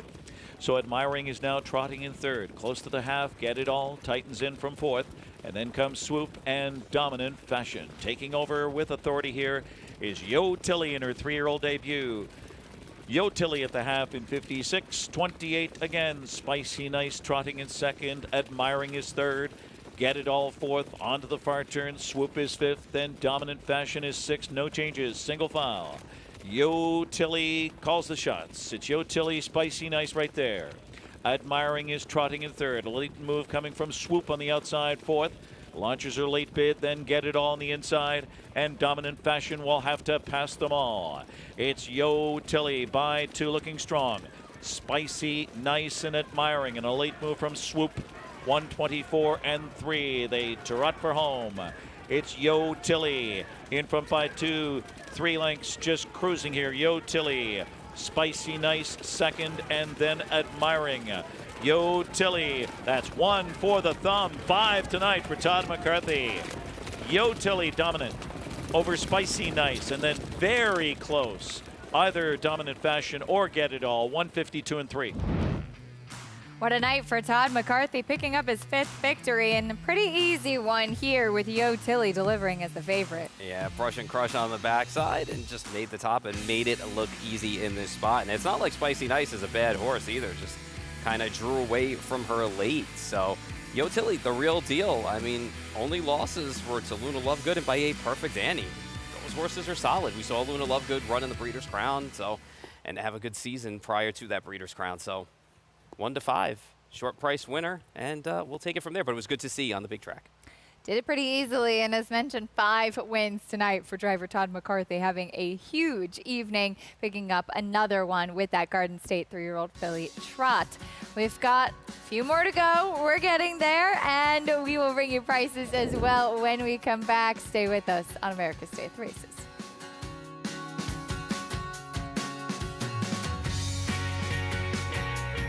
Welcome to FreeRacehorse.com, a place where every horse has a story and every story is meant to be shared. Here, we bridge the gap between these incredible athletes and the people who love them. Every great story begins with a bond. Our stable is more than just a home for these magnificent animals. It's a place of trust, care, and understanding. Here on the training track, dreams take shape. This is where perseverance meets passion. At FreeRacehorse.com, we don't just train horses, we tell their stories.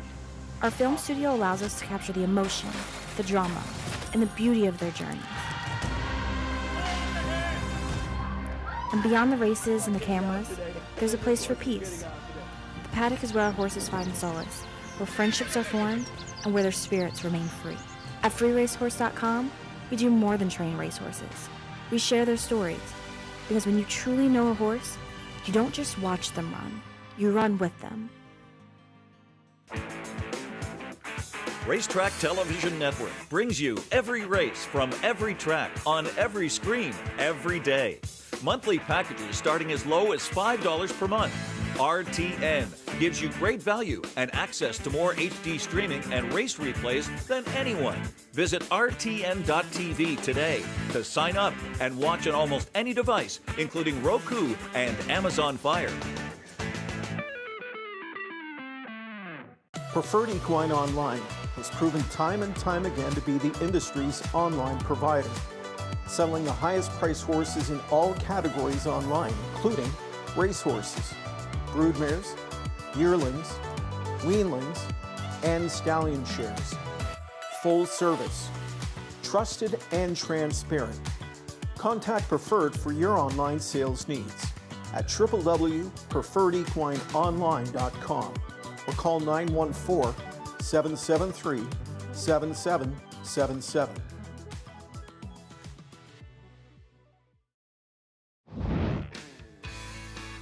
Welcome back to America's Day at the Races. We're over at Hoosier Park now as we have an open trot coming up here in race 11.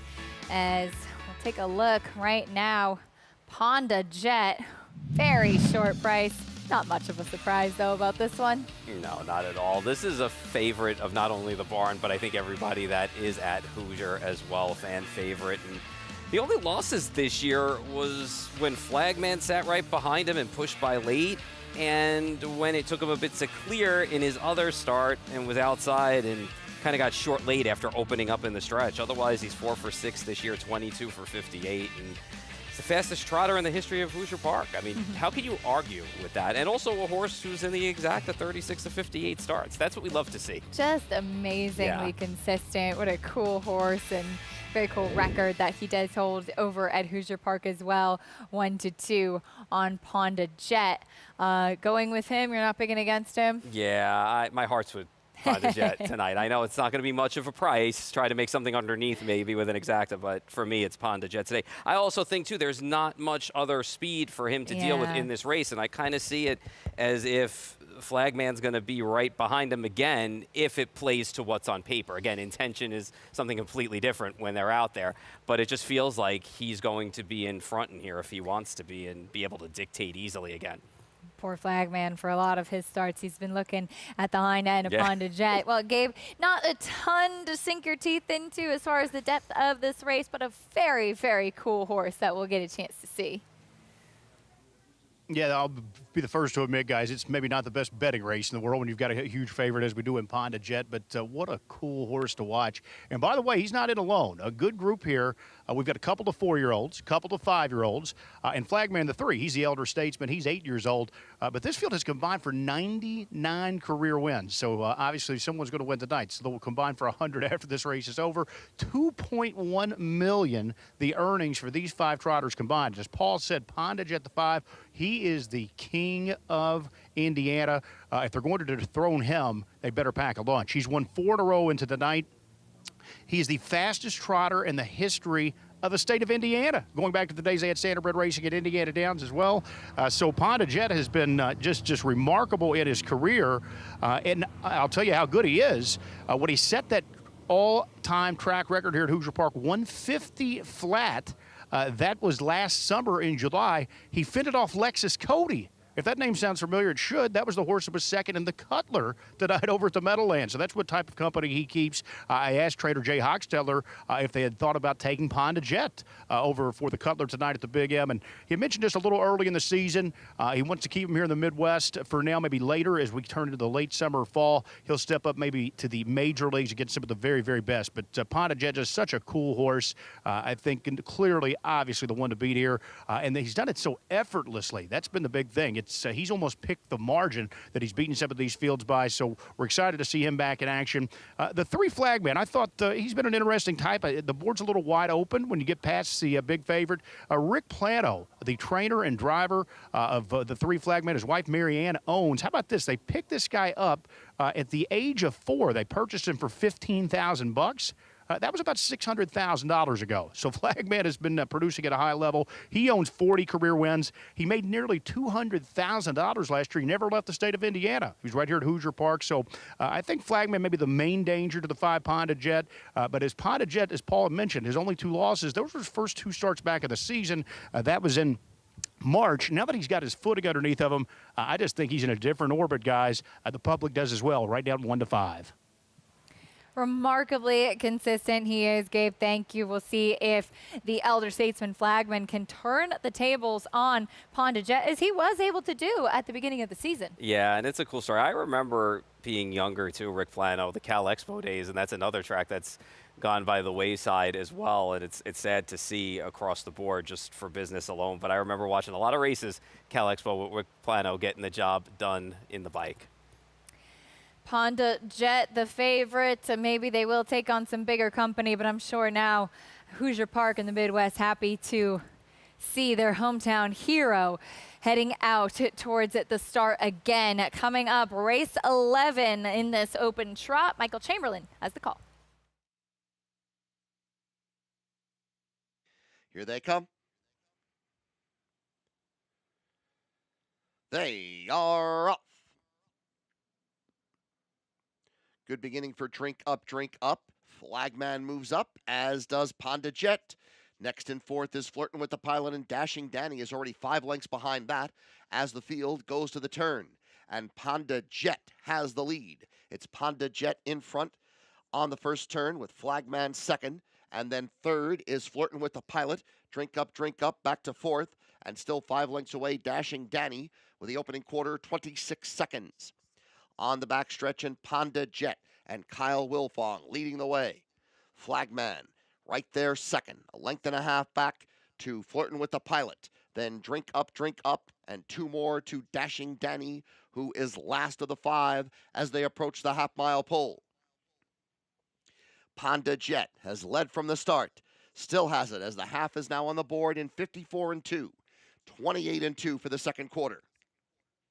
Ponda Jet in front, Flagman, then Flirting with the Pilot. Drink Up is fourth, and Dashing Danny is the trailer as they move on to the second turn. The order unchanged, and Ponda Jet, the 1-9 favorite, holding on by a length. Flagman second, then 2 back to Flirting with the Pilot. Drink Up is fourth, and Dashing Danny as they arrive at the top of the stretch. 3 quarters, 123-3. They're into the stretch, and Ponda Jet trying to go all the way in front. Flagman, Drink Up moves up on the outside. Flirting with the Pilot, Dashing Danny last. Ponda Jet has opened the lead up to 3 as they come inside the final 1/8 of a mile. Drink Up trying to close in. Flagman to the inside. Then Flirting with the Pilot. Ponda Jet in front. Drink Up trying to time this right. Ponda Jet, Drink Up, photo! Third was Flagman, then Flirting with the Pilot and Dashing Danny, 152-2. It looks at first glance like the 4 Drink Up got Ponda Jet late. I think even Michael Chamberlain was surprised, thinking that the favorite would get the job done, but relentless drive from Drink Up. Yeah, and this is how Ponda Jet kind of got beat, in his one start earlier this year. Opened up a little bit in the stretch. I mean, no real excuse. It just happens sometimes. And to be fair to Drink Up, last time out, Drink Up lost to MM's Dream, and we know how good MM's Dream was at one time in stakes races as well. So came out of a tough field, but grinded out a win against a really tough horse in Ponda Jet. So kudos to the team right there. And Marvin Luna's done it twice tonight, once in front and once coming from the back of the pack. Drink Up just kept coming, just nabbing Ponda Jet on the line. An upset there in race 11 at Hoosier Park. Prices and one more from the Meadowlands when we come back.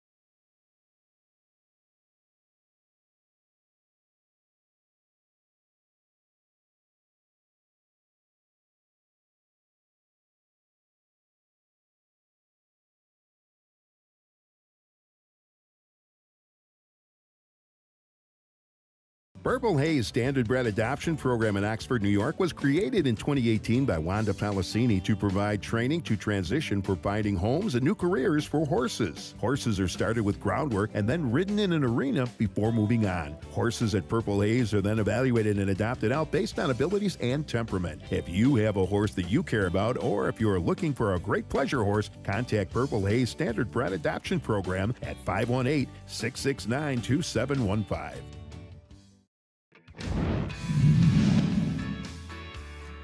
And Carl is third on the outside. 6 Sauer needs some racing room. They turn home off 3/4 in 1:22 and 4 into the stretch of the Hambletonian. Highland Kismet, big effort first over. TCI's trying to battle back. And right there is Carl on the outside with a late lunge. Highland Kismet, Carl on the outside, a final surge. Carl, Yannick Gingras, and Nancy Tector. He's king of the Hambletonian. In the driving rain, Carl won the 2024 Hambletonian in a thrilling finish. He was a horse that had shown so much talent and promise as a 2-year-old, Paul, and then it was a little bit of a rocky 3-year-old year, but he really showed up on the big one on the day that it counted most. And I think that that's the most important point, is that you show up on the biggest days to get the job done. He was a little bit of a headache. He was a little bit of a problem child, but they got him right, and he got the job done. He went on to have a good season overall after that. And it's one time that you don't mind the rain. We talk about the winter weather, the rain, but if you're those connections, you don't care what the weather is at that point. Always warm and dry in the winner's circle. This year on August 2nd will be the 100th Hambletonian. It's very early in the year, but at this stage, Paul, how do you see the Hambletonian picture? Well, there are several horses that you can put on your list, and starting out for me at number 5, we're going to talk about On a Jet Plane, the upset winner of the New Jersey Classic final. He also won an International Stallion Stakes division, was 4th in the Mohawk Million. He had some problems in his 2-year-old campaign, some breathing issues early. He ran better. Super Chapter's a horse that's going to have to play catch-up for the Melander barn for me. He's got the Valley Victory. He was close second in that spot. Marcus knows how to get him done. Maximum Miris, Lucas Wallen. Won a Bluegrass division, also won a Breeders' Crown division. Second to Maryland by Anak. Monserrate is second for me. He upset Super Chapter in the Valley Victory final. And, of course, most people, Maryland on top, of course, for the Melander barn, 2-year-old trotter of the year. He won the Wellwood Memorial, the Peter Houghton as well. So for me, he's tops on my list. Maryland, the millionaire as a 2-year-old. Gabe, is it a little bit of a similar list for you? How do you see the early Hambletonian picture? Very similar occasion, but you know I'm a little bit of a contrarian, so maybe a little bit of a surprise. The first thing, number 5 for me, What a Bit Hanover. This is a filly. We always like that storyline. Could a filly perhaps step up and go against the Colts? I think so. I think she has got a big shot. She was lightly raced last year and carefully managed. I think it's going to do her well here in her 3-year-old campaign for Ocas Fonstedt. Montserrat won a qualifier this morning at the Meadowlands. He's number 4 for me, while Maximum Miris S, who was a close second last year's Breeders' Crown, he checks in at number 3. The one that's going to surprise me, folks, yes, Maryland, the richest 2-year-old trotter in the history of harness racing, $1.2 million. I've got him slotted second, guys, because I'm a big fan of Go Dog Go. Young 29-year-old trader Carter Penske. He has done such a tremendous job with them. Like myself, he was a little immature as a youngster, but I'm hoping some of the middle aspects he's starting to work through. He qualified very well. They're going to bring him along slowly, but Carter's pointing towards that Hambletonian in August. So a little bit of an upset on top, Jess. Yes, I like Go Dog Go as well. He's not my number 1. We'll get to him in just a second. Coming in at number 5 for me is Nordic Catcher from the Aki Sponstead barn. A horse who was good early on in the season last year, shut down after the William Wellwood. Maximus Miris. That horse comes in at number 4 for me. Late bloomer for the Lucas Wallen barn. I think he's on a couple other lists as well. Finished very good in that Breeders' Crown final. Go Dog Go comes in at number 3. Super talented, super fast. Needs to learn how to mind his manners. Coming in at number 2 is Montserrat. Qualified well here this morning. Ended his season on a high note last year. I think he got upset a few times this year because I think Maryland is going to take all the heavy money. He comes in at number 1 for me. It's a sensational 2-year-old season. Dan Patch Award winner for him as well. Breeders' Crown winner, Mohawk Million winner, Peter Houghton winner, you name it. He pretty much won it, and he comes in at number 1 for me. Paul, I know you like Maryland on top as well. Yeah, Maryland for me, I think Marcus Melander has got this division over a bit of a barrel, honestly. And we didn't even talk about that he ran 1-2 in the Bunker Hill Trot earlier in the week at Plain Ridge with Variegated, who's Hambo eligible, and Global Sensation. So he's got 4 horses that could figure into the Hambo as we move forward. Will be fun to follow. Of course, that Hambletonian coming up on August 2nd will be the 100th edition of the historic Hambletonian as we take a look at race 12 from the Meadowlands 1 mile pace coming up here. Paul, give us the sell for Toto Hanover. I know that this horse has run 4th now for 4 straight races, but he's just faced better horses and fields for me. And 2 starts back, he rallied from post 10. He was wide, he was hung out.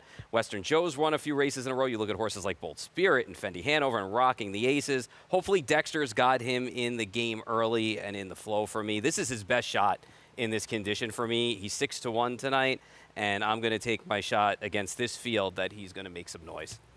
Let's go back to Jess. I like Salzbrook Hero in this spot. Good post to work with. Finished 2nd last time up behind Fendi Hanover, who's a super sharp horse right now here at the Big M. 4-5 right now on Salzbrook Hero with our leading driver, Brett Beckwith, just 22 years of age. He is our leading driver thus far this season. I think this guy fits in well in this class, a Trackmaster 80.5. I think he's a sharper horse coming into the race. I think he fits I think the bigger track suits him well. 4-time winner from 13 starts this season. And you're getting 4-5 right now on Salzbrook Hero. Perfect middle pack post for him. We use him on top. I like Toto Hanover behind. He's 5-1 with Dexter Dunn. He's coming off of 4 4th place finishes in a row. All solid efforts at this level as well. Ken has a call of race 12. To Toto Hanover, 5-1. They're on gate, race 12. Start of the late pick 3. Here they come.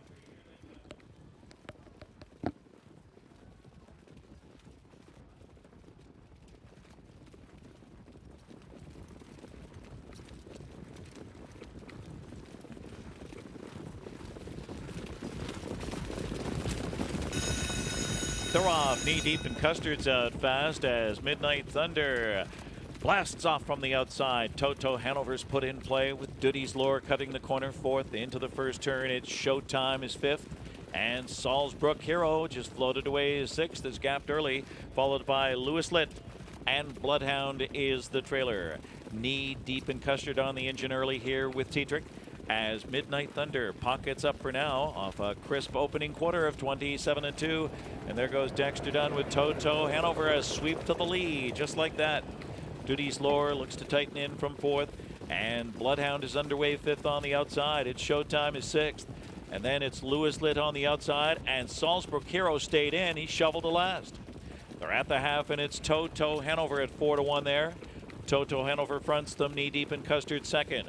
Parked out Bloodhound 3rd and gaining off a half of 55 3/5. Midnight Thunder 4th on the inside. That's Lewis Litt 5th on the outside, but gapping his cover some. Duty's Lure is next on the inside. Salzbrook Hero 3rd over in a dull flow. And it's Showtime. Midway on the final turn. Toto Hanover going well on the engine. Knee deep in Custard 2nd. Bloodhound parked on the outside 3rd. Midnight Thunder's pinned in. Stride for stride there with Lewis Litt. Salzbrook Hero stacks to the outside with some work to do to try to reel in Toto Hanover in 1:23-1 into the stretch drive. Toto Hanover by 2 going well.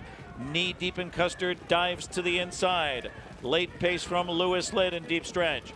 Toto Hanover, it's his night to shine at 4-1 with Dexter Dunn. Toto Hanover tonight.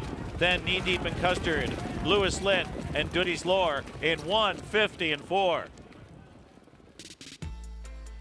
Maybe a little bit of drifting there in the stretch, but holding on late was Toto Hanover. Another nice pick by Paul. Yeah, 1:50-4 was a nice time for this horse, almost near a lifetime mark. And honestly, Acacia said it earlier, just run against better horses. So it was now or never tonight. And Dexter, as I said, put this horse in play early on, brushed to the lead and didn't look back. Got a little wonky in the stretch for a minute, kind of wanting to get out a little bit, but kept this horse to task and got the job done in here at 4-1 at the end of the day.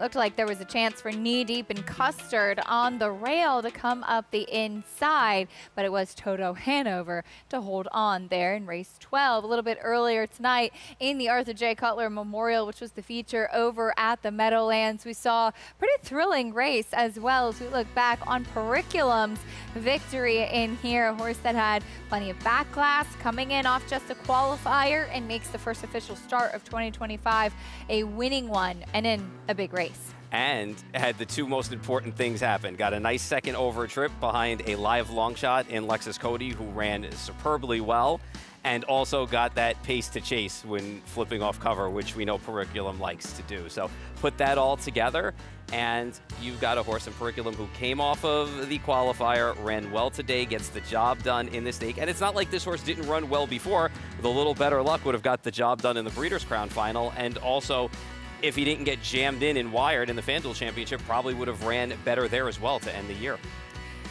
Periculum, Scotty Zeron in the bike, get the victory though, picking up the win in the Arthur J. Cutler Memorial, first victory of 2025.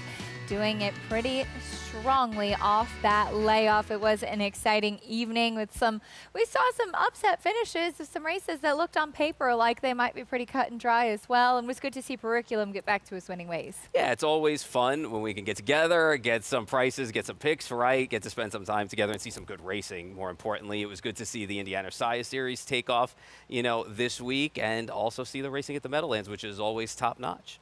And we talked about looking ahead to the 100th edition of the Hambletonian this year, again on August 2nd.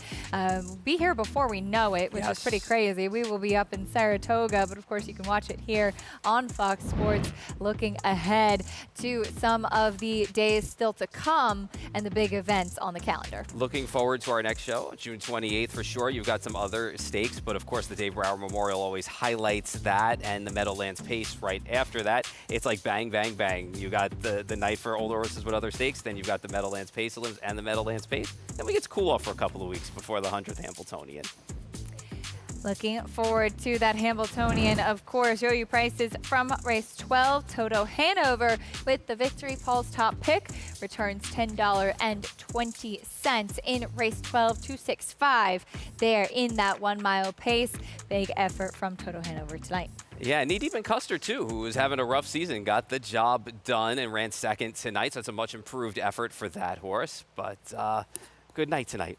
Absolutely. Well done. You had some really nice picks this evening as well. Thank you all for joining us for the first harness show of the season. As mentioned, we saw some big ones. How about Operator showing up with the good Operator tonight in the Indiana Sire Stakes over at Hoosier, and Bikini Chaser at a big price to come rolling late, 27-1 in the Indiana Sire Stakes as well.